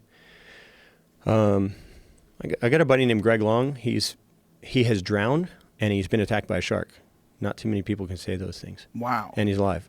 How did he get saved when he drowned? That's a really crazy story, but I'll talk about it in 1 sec. But he did break his eardrum at Mavericks up in Northern California, and you just flounder. You don't know what you think. You're swimming one direction. It's like your equilibrium's fucked. It's like your boat's turning, and you don't know which. There's no rudder, and you don't know what's up and down, and you think you're swimming up and you're going sideways, and it's really dangerous. There was a guy in Hawaii a couple years ago that drowned surfing an outer reef. He and a friend of mine caught a wave, and this guy wiped out. All he had on was surf trunks, and generally we'll wear even a wetsuit, which is just thin, but it keeps you warm. And even that's enough flotation to where if you got knocked out, you'd probably come to the surface. So this guy wiped out, his leash broke, so he lost his board. And then we think, the guys who were out there think that he popped his eardrum, because they said they saw him hit the surface and start, like his feet were coming up and his hand was coming up, and he was kind of just floundering around, and then the next wave hit and they never saw him again. But he was only in surf trunks, so they didn't ever find the body. Because he didn't float up. But if he just had even just a wetsuit, just some neoprene. They never found the body. Didn't find him. The waves were huge. It was, it was like 40, 50 foot, whatever. But it was really unfortunate. Those things are really like sobering in the surf community, because we all know each other. And ultimately you're doing this for fun, and, it's a heavy thing, but it's crazy that your eardrum affects you that much. Yeah. I mean, I've seen people that have inner ear infections, and they'll get dizzy walking, and they just don't know what they're doing while they're one foot in front of the other. They want to fall sideways. It's very strange. Yeah. Well, so Greg Long, he drowned actually at a place called Cortez Bank, which is about 120 miles off the coast of Dana Point. It's just it's basically the top of a mountain on an island that never hit the surface. And it was discovered when I think it was a nuclear ship actually grounded itself on that reef back, 30 years ago or something, and caused tens of millions of dollars of damage to this ship, Navy ship. And I don't know if they had sounded the bottom by then, and they must not have known it was there. But anyways, this wave breaks when it's really big, and Shane's been out there. Shane was actually, I think Shane was out there this day. I'm not positive, but I'm pretty sure Shane was out during this session. There's about 15 guys out, a dozen guys out, and Greg took off on a wave, and somebody was in front of him on the wave, which kind of changed his angle a little bit. But I don't think he would have made the wave anyhow, but it just put him in a little bit of a precarious situation. And he ate it and was down a long time. This wave has just so much energy in it, because there's nothing between where the wave started and this break. Like, it's thousands and thousands of feet deep, that over the whole Pacific. So there's no continental shelf to slow the wave down. If you can imagine the East Coast, we have small waves. A big part of that's because most of the storms go west to east, and they don't come towards us. But even on a hurricane, our surf's not that big, because we have a continental shelf that goes, you can go out 20 miles and it's 70 feet deep some places. So the swells just drag. In the Pacific, they don't drag. There's just nothing to get in the way. So these swells are going 35 miles an hour when they hit. So it's a lot faster than a normal wave. So there's all this energy in the wave. And so when Greg went down on this wave, it was probably a 40-foot face or whatever, 50-foot face. He was underwater, and he's really calm. He's probably as ready for anybody in big surf. He's totally prepared. He's done all the CPR and breathing courses and everything. and he was real calm, and he said he pulled his vest and it didn't work. And then he pulled another one and it didn't work. And he pulled it a third time and it didn't work. And so he's like, oh, fuck, I'm screwed, you know, that kind of thing. But at that point, when you start to pull it, you're already in a little bit of a, some guys pull it right away just to be safe on a big wave. But some guys kind of wait and go, I'll see if I'm able to pull this one off and I'll save my little canister, because you only have like, some of the vests have two canisters, some have 4. So you don't want to have to go change your canisters all over. So if you're thinking you're going to make that, you're going to get back to the surface, or you're okay, you can handle it, and you got a good breath, you're like, I won't pull it. But he pulled 3 times and then he blacked out. And luckily they had really good water safety crew. And I don't know that it was his brother that saved him, but a couple of guys went and dove in and pulled him up by the leash. Wow. Luckily he was to the leash because he wasn't floating, because he didn't have the CO2. And then he had taken a lot of water. And they had to airlift him off the boat in big seas that night after dark. Wow. And got him back to the mainland. So did they do CPR on him? They did CPR, yeah. And then did he come back to consciousness? Came back to consciousness. They had him back to consciousness. Him. Yeah, but he was so like, he's awake while they airlifted him, but he was fucked up. Yeah, but guys can have secondary drowning, where you still have water in the lungs and you're not like aware of the symptoms or whatever. How do you get it out? I don't know. They pump it out. Do they pump it out? Yeah, like you can't just like hang by your ankles or anything. Yeah, I think they pump it out. I was with a buddy in Australia a year and a half ago, and he almost drowned and got knocked out. His board hit him in the chin and knocked him out cold. And I was sitting out the back waiting for a wave, and I heard everyone I heard another friend screaming. Luckily, the waves kind of stopped, and they were able to get to him, pull him up on a jet ski. And he had taken in some water, and he's puking and coughing and all this stuff. And I came up from behind, and I didn't see his neck. And I heard one of the guys say, oh, his board hit him in the neck and in the throat. And so I was expecting this artery to be cut or like the throat to be open. Mm-hmm. Like, I was like, okay, I don't want to look yet, you know? Right. Because I was behind him. I didn't want to go around him and try to look. I'm like, okay, let's get him to the beach. Luckily, we had a jet ski because we were about a mile offshore. And I held on the jet ski and I just squeezed on behind.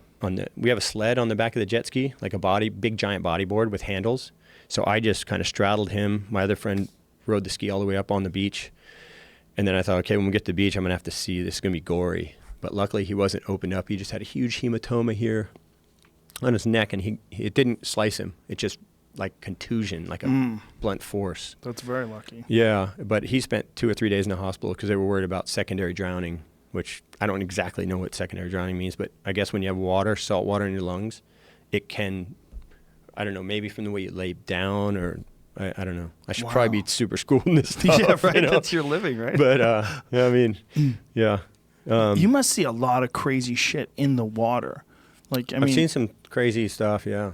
Yeah. Wildlife, and I mean, you must see an amazing amount of fish. And the shark topic's it never ends, you know, like, I mean, anyone in the world I meet is like, oh, I'm scared of sharks, tell me about sharks. Sure. And then that story doesn't ever end. That story, like, it's a primal fear, right? Getting eaten by a monster, you know? Like, well, you feel so vulnerable in the water. I mean, maybe you feel less vulnerable because you're so comfortable with it, and you have a board, and you move so quick with the board. But like someone like you are totally vulnerable if a great white wants you. Oh yeah, completely. If a shark even if a 6-foot shark wants you, but that's the misconception. You know, everyone thinks, oh, shark, death. You know, Jaws just fucked everybody up. You know, I was 7 or something when Jaws. I was 6, I think, when Jaws came out, and I watched it. You know, I watched freaking Poltergeist when I was like 10. You know, my parents let me watch everything. And mine too. Yeah. Maybe that's why I always thought there was some boogeyman in the closet, right, you know, or whatever. But your mind, yeah, and keeps you prepared. Maybe that's why I started training with the dragon. You know, but so Jaws, I wouldn't even go in the deep end of a pool. I was so freaked out that I was like, "There's gonna be a shark at the deep end somewhere." And, you know, I would only stay in the shallow end for a couple of years when I was like 5 or 6, you know. But, yeah, so anyway, so Greg got to the hospital. He was all right. But there's about a year and a half ago, a friend of ours who's a great big wave guy, like this guy's completely, totally fearless. He drowned in Fiji. And Greg, who had who I talked about at Cortez, Greg actually did CPR and brought him back. Wow. And they're the big wave guys are it's a tight bond of camaraderie with these guys, because I mean, yeah, everyone wants that big wave. They want that biggest wave. They want something they've never had, but they're all really close friends. Like they know that there's life and death having each other's backs. And so pretty much everyone knows CPR? Most everybody does. There's courses that the big wave guys run every year. They put these courses together a couple times a year, specifically to train for the situations that we could be in. And so it's really great, because they bring in a lot of breath hold, deep free diving people, and the best CPR and lifeguard guys in the world. A lot of the best lifeguard guys in the world are already surfers anyway, on the North Shore or around Oahu, in Maui. And I mean, those are the guys you want to have your back when there's in the surf zone. Some guy in the Coast Guard's probably not going to be able to do the same. Like, they might help your boat, but they're not. And I'm not trying to put Coast Guard guys down at all in any way. I'm just saying, like, these guys train specifically for in the whitewater, in big surf. They train the SEAL Team 6 guys in Hawaii every year. So, for heavy situations. So how often do you actually see sharks? Depends where you're at. In Florida, I see sharks almost daily. Really? Yeah. Do you live in Florida? I'm from Florida. I still go back there. And most days you surf, you'll see, in certain places, you'll see a lot of sharks. Do you live in Hawaii? I live in here. I live in Hawaii. I live in Australia. Oh, damn. You're intercontinental. I'm a nomad. I'm like a modern nomad, But do you keep apartments in different places? Yeah. So when I first started making money, I thought it would be cool to have a little place in each place I go that I kind of base out of, so I can be feeling like home. Right. On the roads, that's another thing, is like I wanted to make the world like my home when I was a kid. I just love traveling. I love meeting people everywhere. I love having these like sort of household feeling, families everywhere and stuff. Mm-hmm. So in Australia, I bought a place in Sydney when I was 20. With a friend, I just bought this real humble tiny little two bedroom on the beach, like just back from the beach. My old roommate and I talk about it now. We're like, why didn't we buy that whole freaking apartment block? Because it was so cheap back then. It was like $150,000 per apartment, Australian, which was like $100,000 US at the time. So I owned half of that for about 15 years, and then I sold that and I bought another place up near on the Gold Coast in Australia. Well, Australia has a lot of dangerous shit, right? They have every dangerous shit. Crocodiles, box jellyfish. Yeah, they box jellyfish, saltwater crocs, lots of great whites. Do you see saltwater crocs while you're surfing? No, I have. Yeah, I have in Costa Rica. Dude, that's a scary. Fuck those things. People talk about sharks. Sharks don't hunt you. They might bite you if they see you. But a saltwater croc, that thing is watching you. It can feel you walking, and it knows from that vibration how close you are to the water's edge.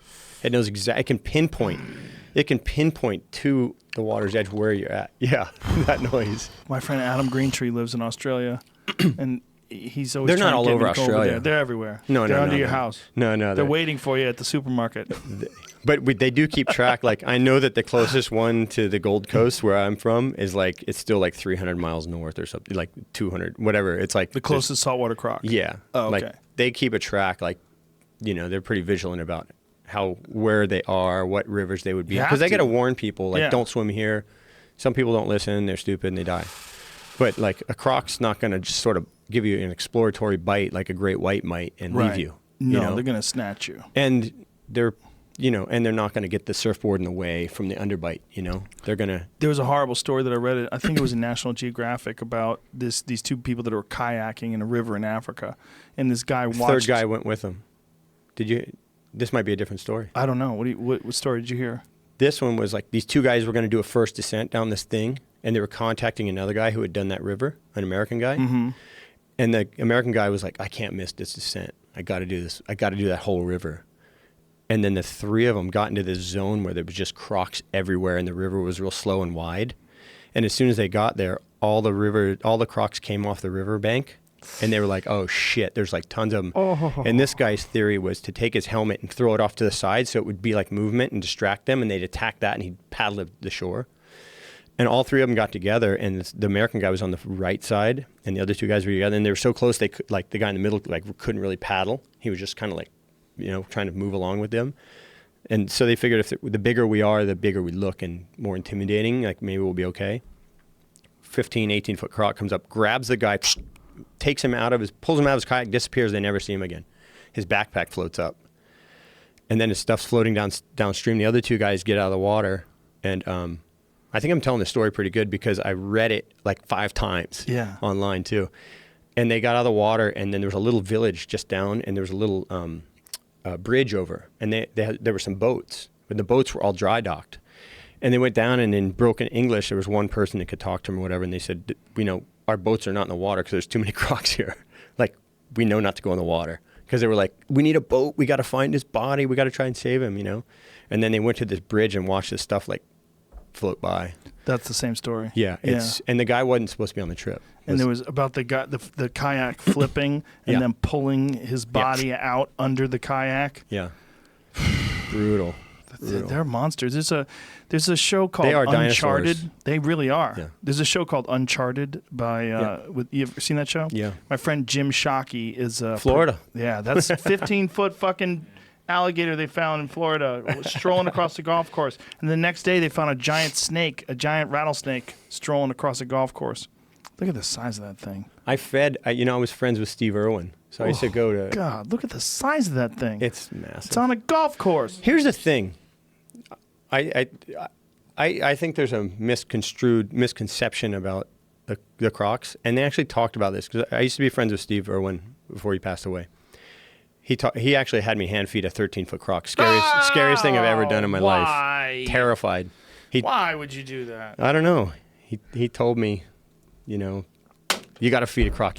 He's like, that. Kelly, you ready, mate? You got to feed a croc. You got to feed aggro. Oh. So for 2 nights, are so crazy. For 2 nights, I had nightmares. Look at it. What is this guy doing? What's this guy doing? I told you I saw this a few weeks ago. What's this guy doing? He's feeding them? Why is he doing Look that? at the heads of these things. Look at their heads. I can't zoom in. Good Lord. And these are wild crocs. Yeah. Well, they look pretty... like, they know this guy's going to feed him something. They know something's in that bag. What the fuck ever, man? Look at the heads on these things. But see, this is like the conception the concept we have about these animals, right? We just think that they're just killers and whatever. Do you ever see the guy in Limon, Costa Rica, who had a pet 15-foot croc? Yeah, that I did he raised? see that. That guy's an asshole. This is crazy. Yeah. It's a crazy animal, man. Yeah, crocs freak me out. But I kind of mess when I'm playing golf. I play a lot of golf. When I'm in Florida, I always mess with the gators. Like I'll grab them by the tail. What? Yeah. Why? And it's kind of, I don't know. It's just like it's fun until you get your arm bit off, dude. Yeah, I guess. But this guy's not even worried. He doesn't even need to backstep. He's like. Well, those are smaller. Yeah, but that thing's still gonna rip your arm off if it death rolls. But that's so small in comparison to those other ones.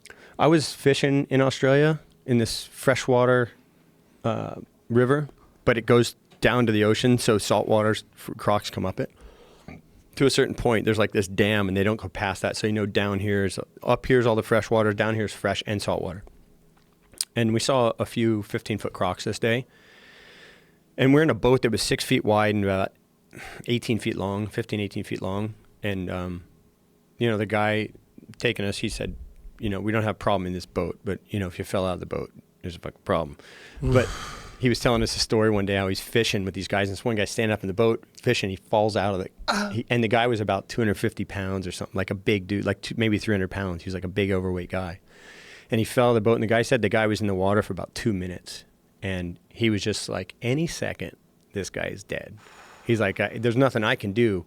And he said it was all they could do they had to get him from the front of the boat. He was trying to come up the side, and he couldn't, and he was panicking. So when people go into panic mode, like when people are drowning and they're panicking, they say you got to punch them in the face and try to knock them out and calm them down. And they couldn't punch this guy. Like they were trying to get him to calm down, and they had to get him all the way to the back of the boat because they had to get him up the transom. And they said from there they could get leverage and lift him, and it wouldn't flip the boat or whatever. Right. But he said this guy was in the water for a couple minutes, and he's like, at any time, there's a croc that's big enough to eat you within sight of us here at all times. But this guy said that the biggest, I said, what's the biggest one you ever seen? Because we've seen 15-foot crocs like every 20 minutes, every half an hour. We see a 15-foot. Fuck, yeah, no, giant freaking croc. Really? Yeah, and we're fishing. Oh my God. And we were fishing for barramundi. That's a crazy fish. Yeah. So we're fishing for Barra Monday, and I keep thinking, like, I don't know, when you got one in the line, is like a shark, will it bite that thing or whatever? And anyways, we start asking the guy, what's the biggest one you ever saw? And he said, Mike, the biggest one I ever saw was about 28 feet. 28 yeah, feet. 29 feet maybe. Oh and he said God. he's only seen it once, and he saw it from about a kilometer away, and they estimated the size. And he said these guys in a helicopter saw it once. And it doesn't stay in the river, it stays out in the ocean. And he said it's so smart, it knows it's in silty water where nothing can see it.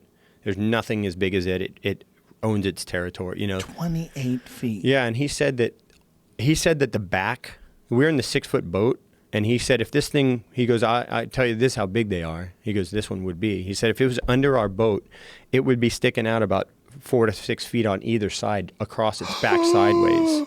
And we're in a 6-foot wide boat. So he said it'd be like 15 foot across the back, its back. Like that's how. What the So fuck? think of the girth of something that big. 15 feet across the back? Yeah, that's what this guy told me. I don't know. We didn't see it. Oh my God. But I mean, we're seeing, 15 footers that are like, its girth close to that. Like a great white, when you see a 15-foot great white, its girth is 15 feet, pretty much. They're so fat. Yeah, once they get like 10 feet, then they start getting fat and their girth gets about the length of them. So if you see a 15 or 20-foot, 18-foot great white and you measure their girth, it's pretty much their length. How big do crocs get? I don't know. This guy said, I don't know. This guy's claiming it's like, must be the biggest croc in the world. But there was one they called Gus or something in Africa. I used to late night just YouTube this stuff. And they were saying this is one that had eaten, like, they think it's eaten over 100 or 200 people in these villages. Oh, Jesus. And they think it's like 23 feet long or something. Well, this Jim Shockey show that I was talking to you about, Uncharted, they Gustavo. hired him. Gustavo. Look at that fucking thing. The Savannah King. Is that a perspective shot, though? Look how far back those guys are. I know, you wonder. You wonder. Yeah, but people do that with pigs, and they make them. I do that with giant. my fish when I catch a fish. Yeah, I put it right by the lens. It says 28 feet 4 inches, so that makes sense. Like, what's It's a that? replica of it. That's a replica of how big it was. Yeah. Fuck that thing. Fuck that thing and everything that was alive before it that made it. Dinosaurs too, Now, like look at this. Go back to that picture, Jamie. That replica. Make that larger. The replica, and just make that larger. Look at the size of that fucking thing. well, Like, what is the largest confirmed one? That's why I have Because if that one is 28 feet 4 inches, this the thing about that when they said 28 feet 4 inches, that's like back when people were full of shit. yeah. I mean, this guy who told me, this Aussie guy might have been trying to freak me out too. I mean, because Puerto the back, Rico. Look at that one thing's, right there. That thing's 20 feet, and it's not Yeah. 20 feet across its back or 12 feet. You know what I Yeah, mean? but another 8 foot long is pretty. That's Yeah. a lot The- bigger and wider. Well, you see, when you see like a 5-foot alligator, and then you see a 10-foot, the girth relative to the length changes at that. He says it's like he's talking about the ratio and the size. It's like 1 point. Right. What does it say? Number one. Why does it say number one candidate? This is a list of the top 10. So I think Of there's largest bunch, crocodile. yeah. There's Cambodia crocodile, 7 meters. Now, is this just the species they're talking about? Yeah, this is just the 5 largest crocodiles ever recorded on this. Oh, okay. website. Cambodia. Show the picture of the Cambodian one. 23 feet. That doesn't have a picture. Oh, it doesn't? This was the only one that had a picture. Why would you not take a picture of a 23 foot long crocodile? Trust me, bro. Shit was big.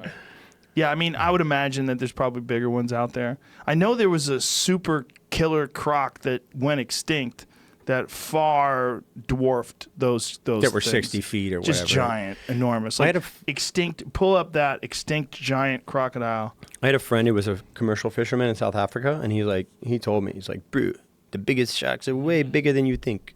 He's like, Really? yeah. And I go, I want to see a picture or something. He said, I'll tell you this. I was on a 60-foot boat with 10 guys fishing. Almost, he said, like everybody in the boat saw the shark. He said it came up next to their boat. They were 20 miles off of Port Elizabeth, where there's this reef they fish.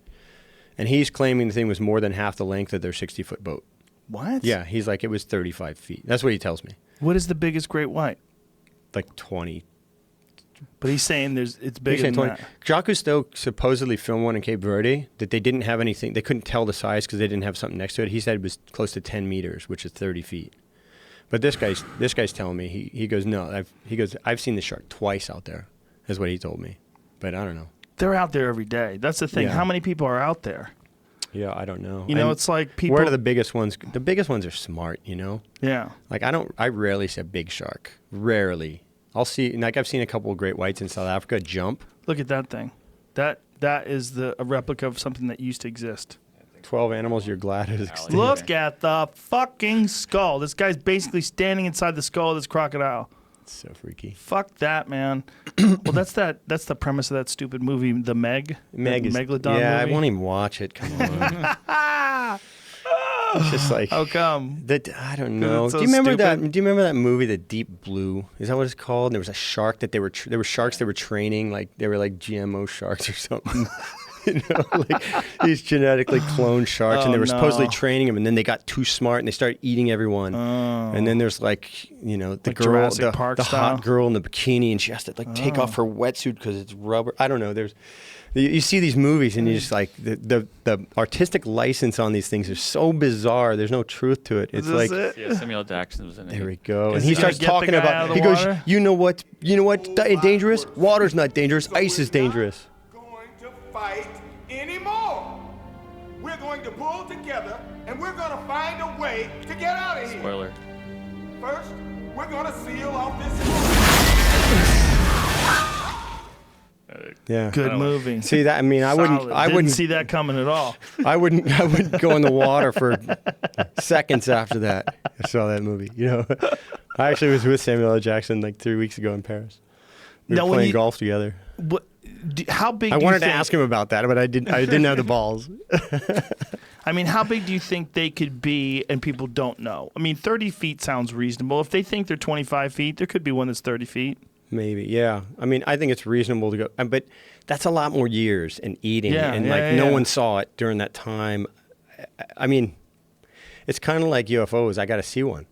Yeah, I got to see an alien. But you've seen sharks, and we know they get big, and we're not. How many people are out there looking for them? That's the thing. But they the ocean's filmed one. Massive. They filmed one they called Big Blue last year, I think, in Guadalupe Island. I think it was. And it was 21 or 22 online? feet. Yeah, the video's online.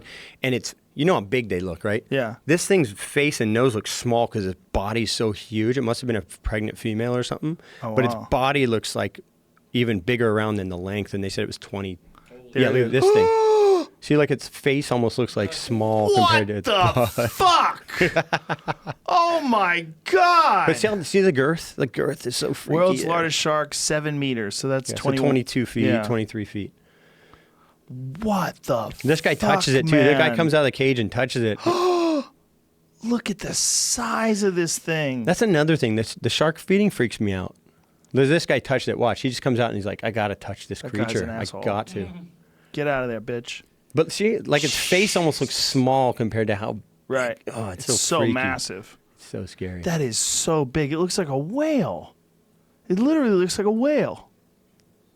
Oh my god! And to think that there's something out there that's 10 feet bigger than that. Well, a killer whale could eat that thing's liver without yeah. thinking about it. Snap it in half. And a killer whale's just a dolphin. It's so weird to think Yeah. that thing has dominance over that thing. It is, but they're just so much smarter. Yeah. It's not even Yeah, close. yeah. They're so much more agile, Yeah. so much smarter. This one too is 400 How often? years old. What? This is a seven gill. What do they shark call is it? that? Oh, a Greenland, shark. Yeah, they think wasn't that one of the speculations of what the Loch Ness monster was? I think that was maybe. some sort of But a it- landlocked green or not Yeah, landlocked. but it wouldn't have been in the lock. No, they think it was in the lock because it was trapped because the think that lock was used to be connected to. I think that was a twig. could be, That was a It could freaking be. driftwood, man. or it could be like a sturgeon or some shit like that. Like there was one of those. Was Lake Champlain or one of those Yeah, the lakes. sturgeons are huge. Yeah, sturgeons are crazy Freaky, looking. yeah. That's another An dinosaur. alligator gar. You seen those things? Oh yeah, Those man. are My freaky. friends went fishing for them. Yeah. They have them in Texas. Yeah. You can catch them in Texas. Those things are bizarre. I don't think you're noodling for those things. No. That's another That's a thing that's new- hundreds of millions of Yeah. years old, right? Yeah, I mean that would be. I'd love to go take my friends and just go noodling sometimes. Sounds kind of creepy. Your girlfriend be like, "What noodling?" Oh, for catfish. But But you get accidentally get turtles sometimes. those snapping turtles would bite your arm off, wouldn't it? Well, That's fuck one of the your scariest hand up. thing. It'll fuck your That hand looks like up. it would just break your arm in half. Probably fuck you up. I mean, I'm sure dudes have probably lost fingers snapping For turtles. sure. Those.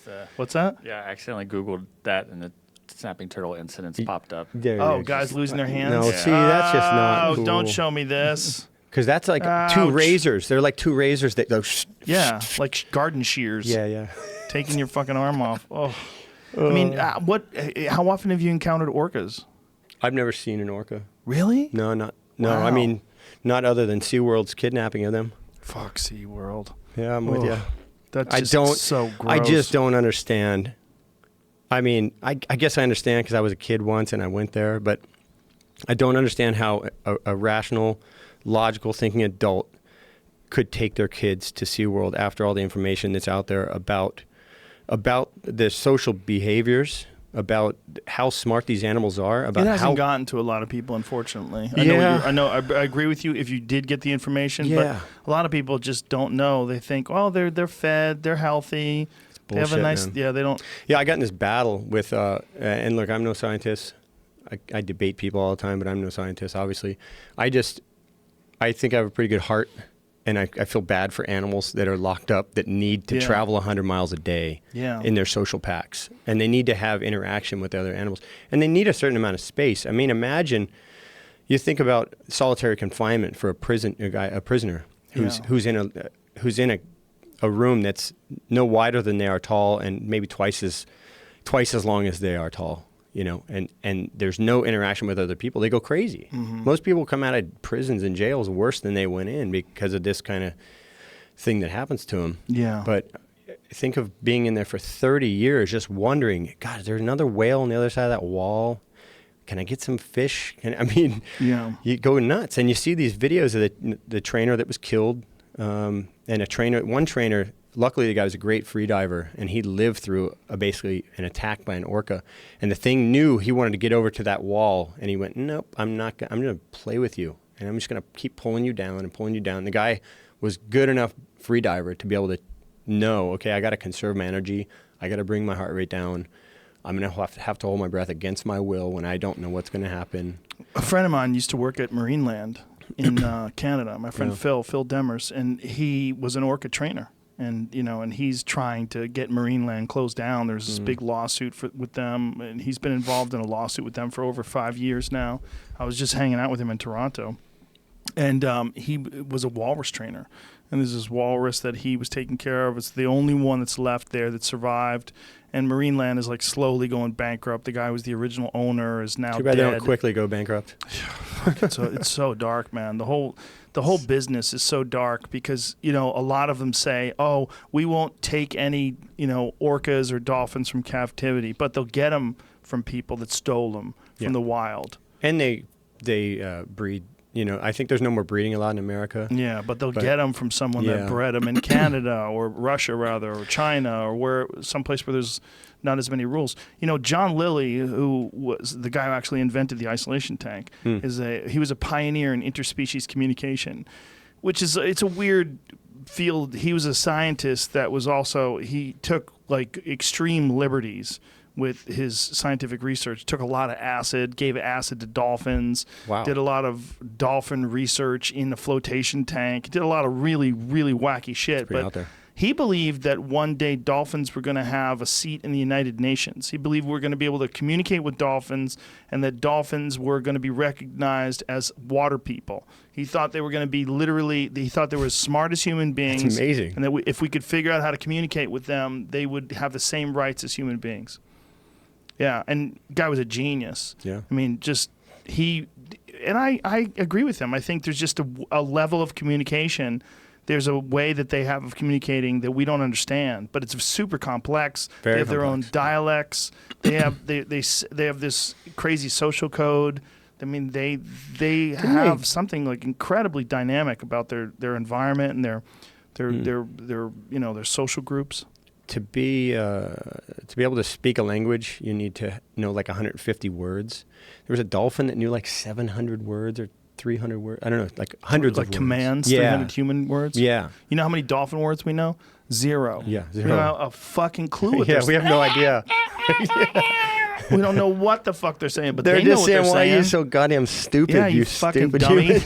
Stop giving me mackerel and let me loose. They're like, they don't know we're making fun of them for hundreds of years. I don't think they know what to do with them. Well, one of the things that Phil was working with was there's a group. What was that group where they're going to create a boundary out in the ocean and slowly release these dolphins and orcas out into this boundary and then, and keep feeding them, but then slowly release them out into the real world. Open ocean pens. Yeah, they're talking about doing that possibly.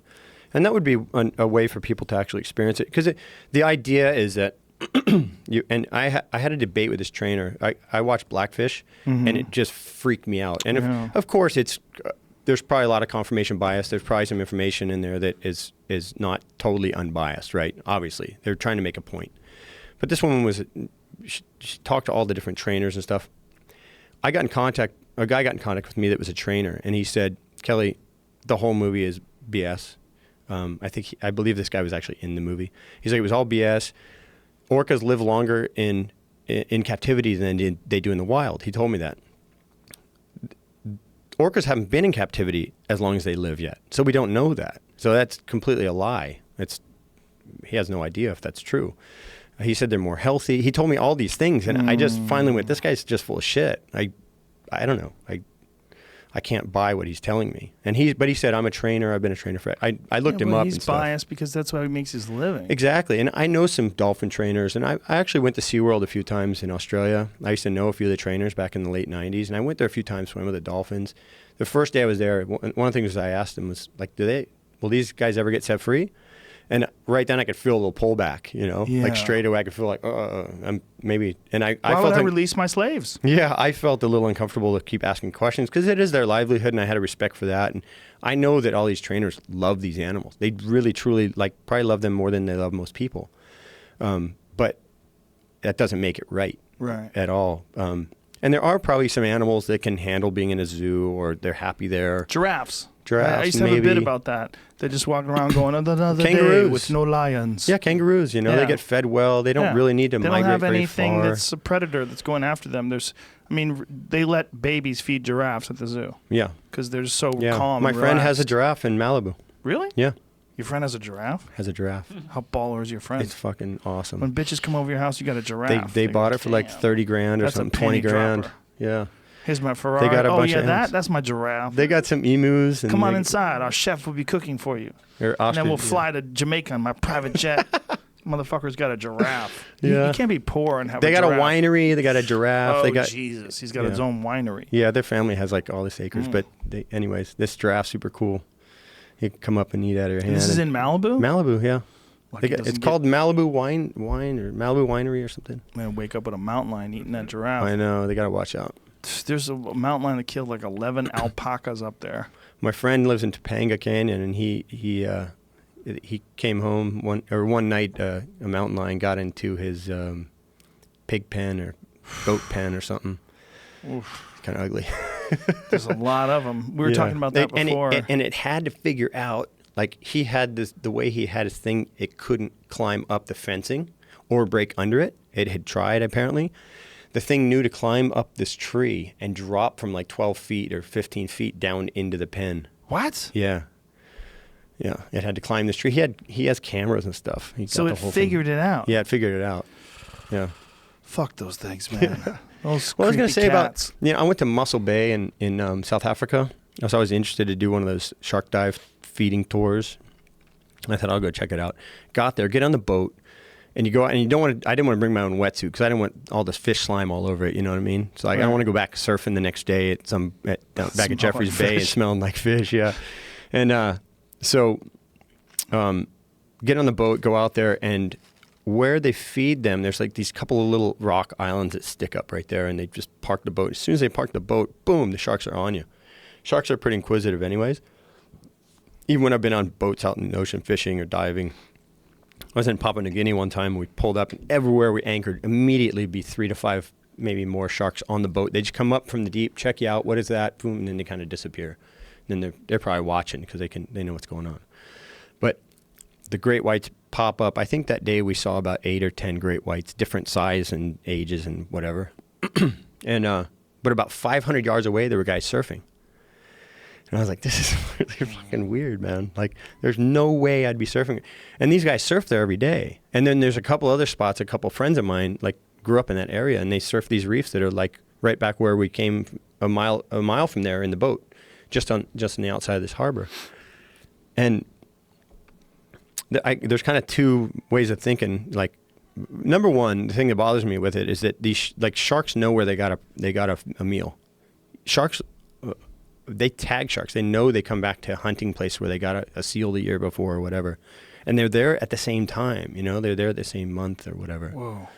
So like They have a clock. September, October, they're like here So on they the have coast of some sort of California. internal Yeah, clock. and then they go down to Guadalupe Island, and then they go out about 1,000 miles off the coast, and they believe they breed out there. And then a lot of the females will go to Hawaii, and the males will come back and kind of do that route back up the coast. But the craziest thing about these animals, they know how to just free swim.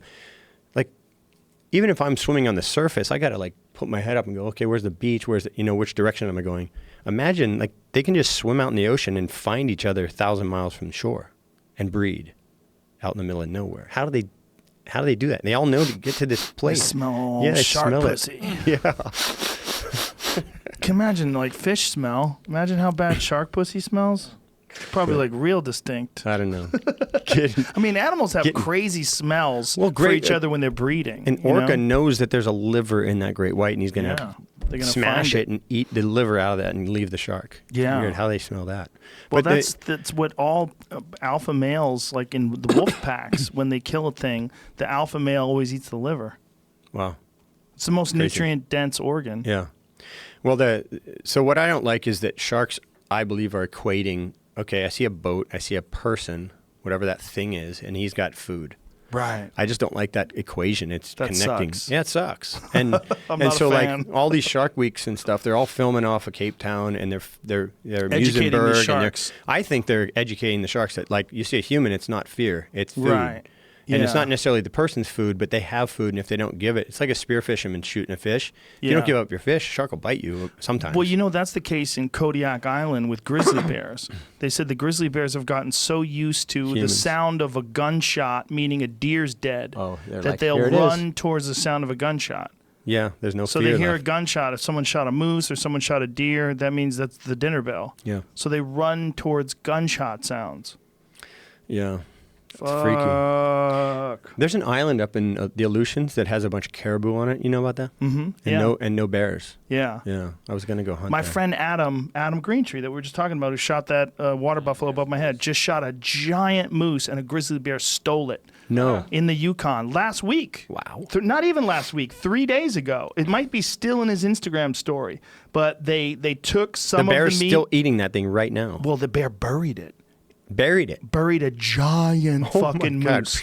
Well, it's an enormous bear. Yeah. It's a bear in the Yukon. So you're talking about 1,000-pound bear. Yeah, easily 11-foot bear. So this bear buried his entire moose, and it's a fucking huge moose, like an 1,800 Just pound try moose. moving that moose 1 foot. Yeah, this bear just I dug. picked it up and dug it. Yeah, And- like a front loader, or one of those cranes that just digs foundations for houses. So and what? shit. They just like the meat to rot and then they grind it like a Well, they also croc want does? to cover it so that birds don't find it and Yeah. that nothing else can see it. So they The dig a flies don't giant get on it and hole. everything. They'll cover the moose, and he just decided it was his. Yeah. And so they were terrified when they got there. They found that the moose was covered. They knew it was a grizzly that did it because it was so big. So they just took some of the meat and ran. Bears are so primal. Because they can only pack Why would out you even- so much at a time. But why would you even take any? I just get the fuck out of there. Yeah, well, I mean, that it's thing comes back or smells you. Look at that's the moose that he shot. Look at the size of that fucking thing. I mean, Yeah. that is a massive moose. A friend of mine got a moose last year in Alaska. But he's got photos. So go to the photo of what he got out of the moose from the bear. He got a bag, a small bag. This one might be that. What does it it's say? It's just not my kill anymore. Yeah. Oh see, my click on that. gosh. You can see the video. Like, play that. Buried the whole moose. Come on. Look at this. The whole moose is buried. Oh my gosh. Yeah, that's my moose under there. You sure it wasn't a skunk ape that did that? No, look at that. Look. All That's the so meat. freaky. Okay, I don't like this. Okay, I don't like this. I would get. They're like, we gotta I get would the just fuck outta here. hightail- No. Plus, they're bow hunting. They don't even have guns. No guns. You ever hear that story of the kid who was getting attacked by the bear, the grizzly, running down a hill, and his dad was looking up with the bow? You ever hear the story? No. You got to find this story. It's so sick. The dad was looking The up. guy decides to go up this ridge. This kid, he's like 20-year-old kid or whatever, and he's going up the ridge, and he sees a couple bear cubs or whatever, and then oh no, there's mom. Thing comes after him, just charging. He comes running back down the hill, but he's straight in line with the bear. The dad is like looking at him, pulled back, ready to let an arrow fly, and the kid's exactly in line with the bear. Oh my God. And as the bear is like getting to him, the kid kind of sidesteps and the dad lets it fly and it hits the bear in the heart. And the bear falls on the kid and starts ripping at him and dies. Whoa. Whoa. Outdoor Life, September 25, Oh, so he was 37. So yeah. Wow. Elk hunting. Fuck. Yeah, it like Wyoming. It got him and started tearing at him and died on him. Jesus Christ. I passed my dad and I saw an arrow fly by my leg about 2 feet away. Dad kept it together. Tell you what, there's some fucking serious target panic there. Yeah, you better be 11-foot sure where you're grizzlies charging at you and your son's in front of you. Oh my God. Dude, I hate to wrap this up, but I got to get out of here. It's already 6:30. I had a question for you. Please. I was talking about this with a couple friends of mine, that you are exposed to probably more information and people and all that and more walks of life than maybe anybody in the world. You realize that? You ever think about that? Because you get such a diverse group of people to come talk to you, from politicians to chemists and scientists and athletes, and you just know so much information about so many topics. It's really I know like interesting. little scattering little things. Well, you that know I a could pull little bit up. about Yeah. everything, sort Yeah. of. Like Sometimes. Yeah. Well, Sometimes I don't remember yeah, anything. you're being humble, but I mean, I think it's cool because you're just in this. You're in this place where now that information is so readily available to you firsthand. Yeah. And- Well, I definitely have learned a lot. But what's interesting is that this was never the plan. Yeah. This is all just complete happenstance and good fortune. I mean, Really? this whole thing just started out talking shit with comedian friends. Yeah. And then slowly but surely, someone was like, I want to go on. I'm like, okay, come on. Yeah. And then, I got, like, Anthony Bourdain was one of the first guests that was like a guest. And then Were you Hancock. buddies with him? Did you become friends with him? Yeah, I was friends with him. Oh, what yeah. a sad thing. It's fucking beyond sad. But like, yeah, so your experience now is like your flow state.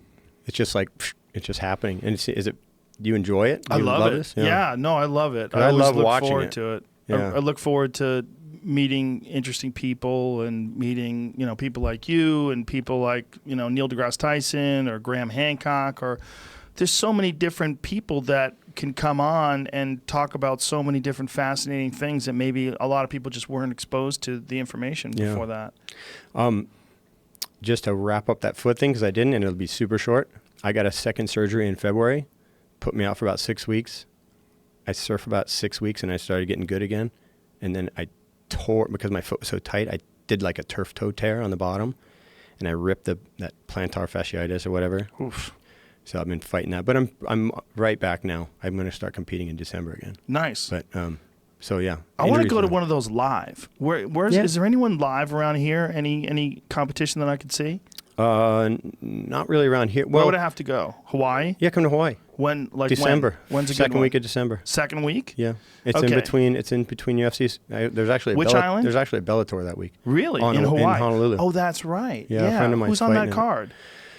Oh, I forget the card. My friend Dustin Barca's fighting on it though. Hawaiian Man, guy. I was planning on seeing Fedor versus Ryan Bader. It was going to be at the Forum. Bader. Is that what happening? Yeah, on the 26th. But now, what is it? No, not December 26th. Well, whatever the date is, there's a UFC now. Bummer. Yeah, Maybe it's November. I wanted to see him live. Yeah, but there is a Bellator. I mean, I don't know if are you contractually obligated to No. not go to those things? No, I Yeah. can go. Yeah, I can go. I So would there is one definitely that week, and we have a surf contest at Pipeline. go. Who's on that Bellator card? I'm trying to. It's Is Michael Chandler? the main is Valerie Letourneau versus I can't say her name. I'll pull it up for you. McFarland. No, you can say it. Go ahead. I don't know how to pronounce that. Alama or Elimale Elimale. McFarland. She must be Hawaiian. Well, she's probably the local on the local card. Yeah. Right? Leota Machida. There it is. Oh, Leota, Machida's that's on right. there. They can't figure out this website. Man, Leota was great. God, when he was Yeah. undefeated, no And one could Rafael figure him out. Carvalho is a bad motherfucker. That's a good fight. Neiman Neiman Gracie. Gracie and Ed King Ruth. Mo. Ooh, that's a good fight. King Mo. and Liam McGeary. That's a good fight too. Kona, he's a friend Okay. of mine, Kona Oliveira. Oh, okay. He's a surfer guy. What a weird Bellator's got a very Yeah, strange it's hard to use. website. Prelims also. Yeah. But yeah, December 15th is this one. So that's the same week. And what island is this surf contest on? Oahu, same as Honolulu. Oh, okay. So it's on the North Shore. I'll send you some surf forecast. I'll tell you what days is running. Okay. I'm going to try. If I can, I would try. I really want to see one live. I think it would be cool. Shane will be there. He's not. Okay. He probably won't compete, but he'll probably do commentary for it. Shane's going to be here real soon. He's here the day of Sober October, the November 5th show. You got me in, man. He's going to be here early. You got me in. I did. I don't drink much, but I was in Paris the week October started. Yeah. And I'm like, I'm just like going to my friend's restaurant every night and having a drink or two, and it's stupid, Yeah. And so I just feel so much better not having even a beer, It's just It's a good look. I enjoyed it last year. Last year we did 15 days of hot yoga. We had to do 15 hot yoga classes, 90-minute classes. Yeah. That was kind of a pain in the ass. This year's way more of a pain in the ass. This year we're doing this crazy fitness competition where we're wearing this MyZone heart rate monitor, and you get a certain amount of points for every minute you're in, like 80% of your max heart rate, 70% of your max heart rate is less. So just every day you're just... Dude, I worked out for 5.5 hours today. 5.5 hours. I'm trying to kill my friends. I surfed for 5 hours yesterday and I was dead. Kidding. I just haven't surfed much lately. I'm not bullshitting. I worked out for 5. People are like, yeah, you're exaggerating. No, it's documented. I did 5.5 hours, 913 points. How many? They're all shitting their pants right now. How many? Get to 929 before I quit. How many minutes? Or do you know how many minutes today you were at 80% heart rate or whatever? Hours. Look, all those yellow. That's hours this month? Yes. No, today. Oh. Today I was at hours at 80% of my heart rate. A couple hours. More like 3. Wow. 3 hours at 80% of my max heart rate. It had to be because 913, you get 240 What's the points end game? per minute. The end game is I win. No, but I mean, do you go do a triathlon afterwards or something? No. I'm in fucking crazy shape right now. I'll tell you that. Yeah, you are. I mean, I walked in. I'm like, Jesus, this guy's freaking ripped. But I mean, I've literally never been in better cardiovascular shape in my life. I worked out for 5.5 fucking hours today. So what do you do? You do anything with that besides just feel good? Like I'm just trying to get my belt. We have a championship belt, like a WWE belt at the end of this. Yeah. It says Intergalactic Champion Sober October, and I'm just trying. Right now, I'm trying to literally kill my friends that are trying to compete with me. I want them to regret getting into this competition with me because I don't think they totally understood how fucking crazy I am until this thing started heating up, and I told them I'm going to do 929 points every day. Right now I'm 1,600 points ahead of the second place. Do you ever fast? Have you fasted? Motherfuckers. No. Never No, have. I've done intermittent fasting where I fast like 16 hours a night. But never like a master cleanse for 10 days or something? No, I like food too much. But I do enjoy intermittent fasting. I like to do 16 hours. I've done like 9-10 day fast master cleanse. Mm-hmm. But dude, I recommend it just because you get all the stuff out of your colon that looks like your colon. It's like old poop, and it's kind of gross. Is that real? I swear to God, I came out of my body. I thought I pooped out my colon. So it's crazy. Like when you haven't eaten in like 2 days, how much are you shitting? You still shitting? No, you still poop you poop every day a little bit. Really? Yeah. Wow. It's crazy. That's got to be weird. But then this stuff comes out of your gut. They call mucoid plaque. You can Google that. And it is like 20, 30, 40 years of stuff built up from the mucus your body creates when it doesn't like what you're eating. And that goes down and it gets stuck on the walls of your intestines. Whoa. And it's like tire rubber, and you poop it out. It looks exactly like the shape of your intestine. I thought it was my intestine. So you thought you shit out part of your body? I did. It was freaky. And how good do you feel when this is over? You look like... Let me see. Pull it up. Yeah. He's killing his face. Look at his face. Yeah. Look at his face. I didn't believe it was real, and I got it out. It's like weird stuff starts... Mucoid Whoa, plaque. That is nuts. Yeah, I got some Look at out that of my stuff. body. That does look like intestine. Yeah, it looks like intestine, dude. It's gross. So that's what comes out after you're done. Your nutrients have to go through that to get it. How long? Well, maybe I'll do that right after I'm done with Sober October. But Google the Master Cleanse because you're drinking a tea of like maple syrup, lemon, and cayenne pepper. For how many days? So I kind of like it. I did it for 10 days. 10 days, no food, just that? Yeah. Whoa. Yeah. But I got that stuff coming out after about 5 days because I was really aggressive with the... You do a saltwater flush every day, every morning. Yeah? And then you take this smooth move tea that makes you kind of like go to the bathroom. Well, I'll tell you one thing that I have been doing because I've been sweating so much. Yeah. I videotaped one day the sweat puddles that I left in the gym. Yeah, I it's saw fucking that. insane. I watched that. And then I set off my alarm, my Yeah, I saw fire that. alarm in my gym from my sweat. And today it was so bad. It was That was so, when you lapped the field of your friends. Yeah. Today was so bad because today I did the longest that I've ever worked out. But I know your nutrition's good too, so I mean, but you got to be thinking about what's going out and what you got to put back in. Well, that's one of the things. I've been drinking water with electrolytes, and I'm adding salt. Yeah. I'm adding Himalayan salt to the water, but I maybe added too much. And when I talk about just forget diarrhea. It's not really diarrhea. You can't, it's basically it's 2 that tablespoons. water coming out of my ass. Yeah. Because I mean, it would be like, I would feel it, be like, oh, you don't pee I'd be it like, out. Uh-oh. Boom! It was like opening floodgates, and gallons of water would come out of my asshole. Most people should do that like once or twice a month. 2 teaspoons of salt in 1 liter of water or a quart of water. Bang, and it your body sees it as food, not as pee. Right, and it just cleans you out. In That's half an what hour. I did. You better stay home for that one. I wasn't staying home. I would just jump off the treadmill for 5 minutes, take a voluminous shit of water. It was basically water coming out of my asshole, but it probably cleans up a lot, right? It cleans you out. Yeah, there was a lot of stuff, weird stuff floating around in there. I didn't know what that was. Maybe your body uses so much energy for digestion. Yeah. But I got these guys I follow online that do water fasts like every month, and they're doing a 5 to 10 day water fast coming up this week.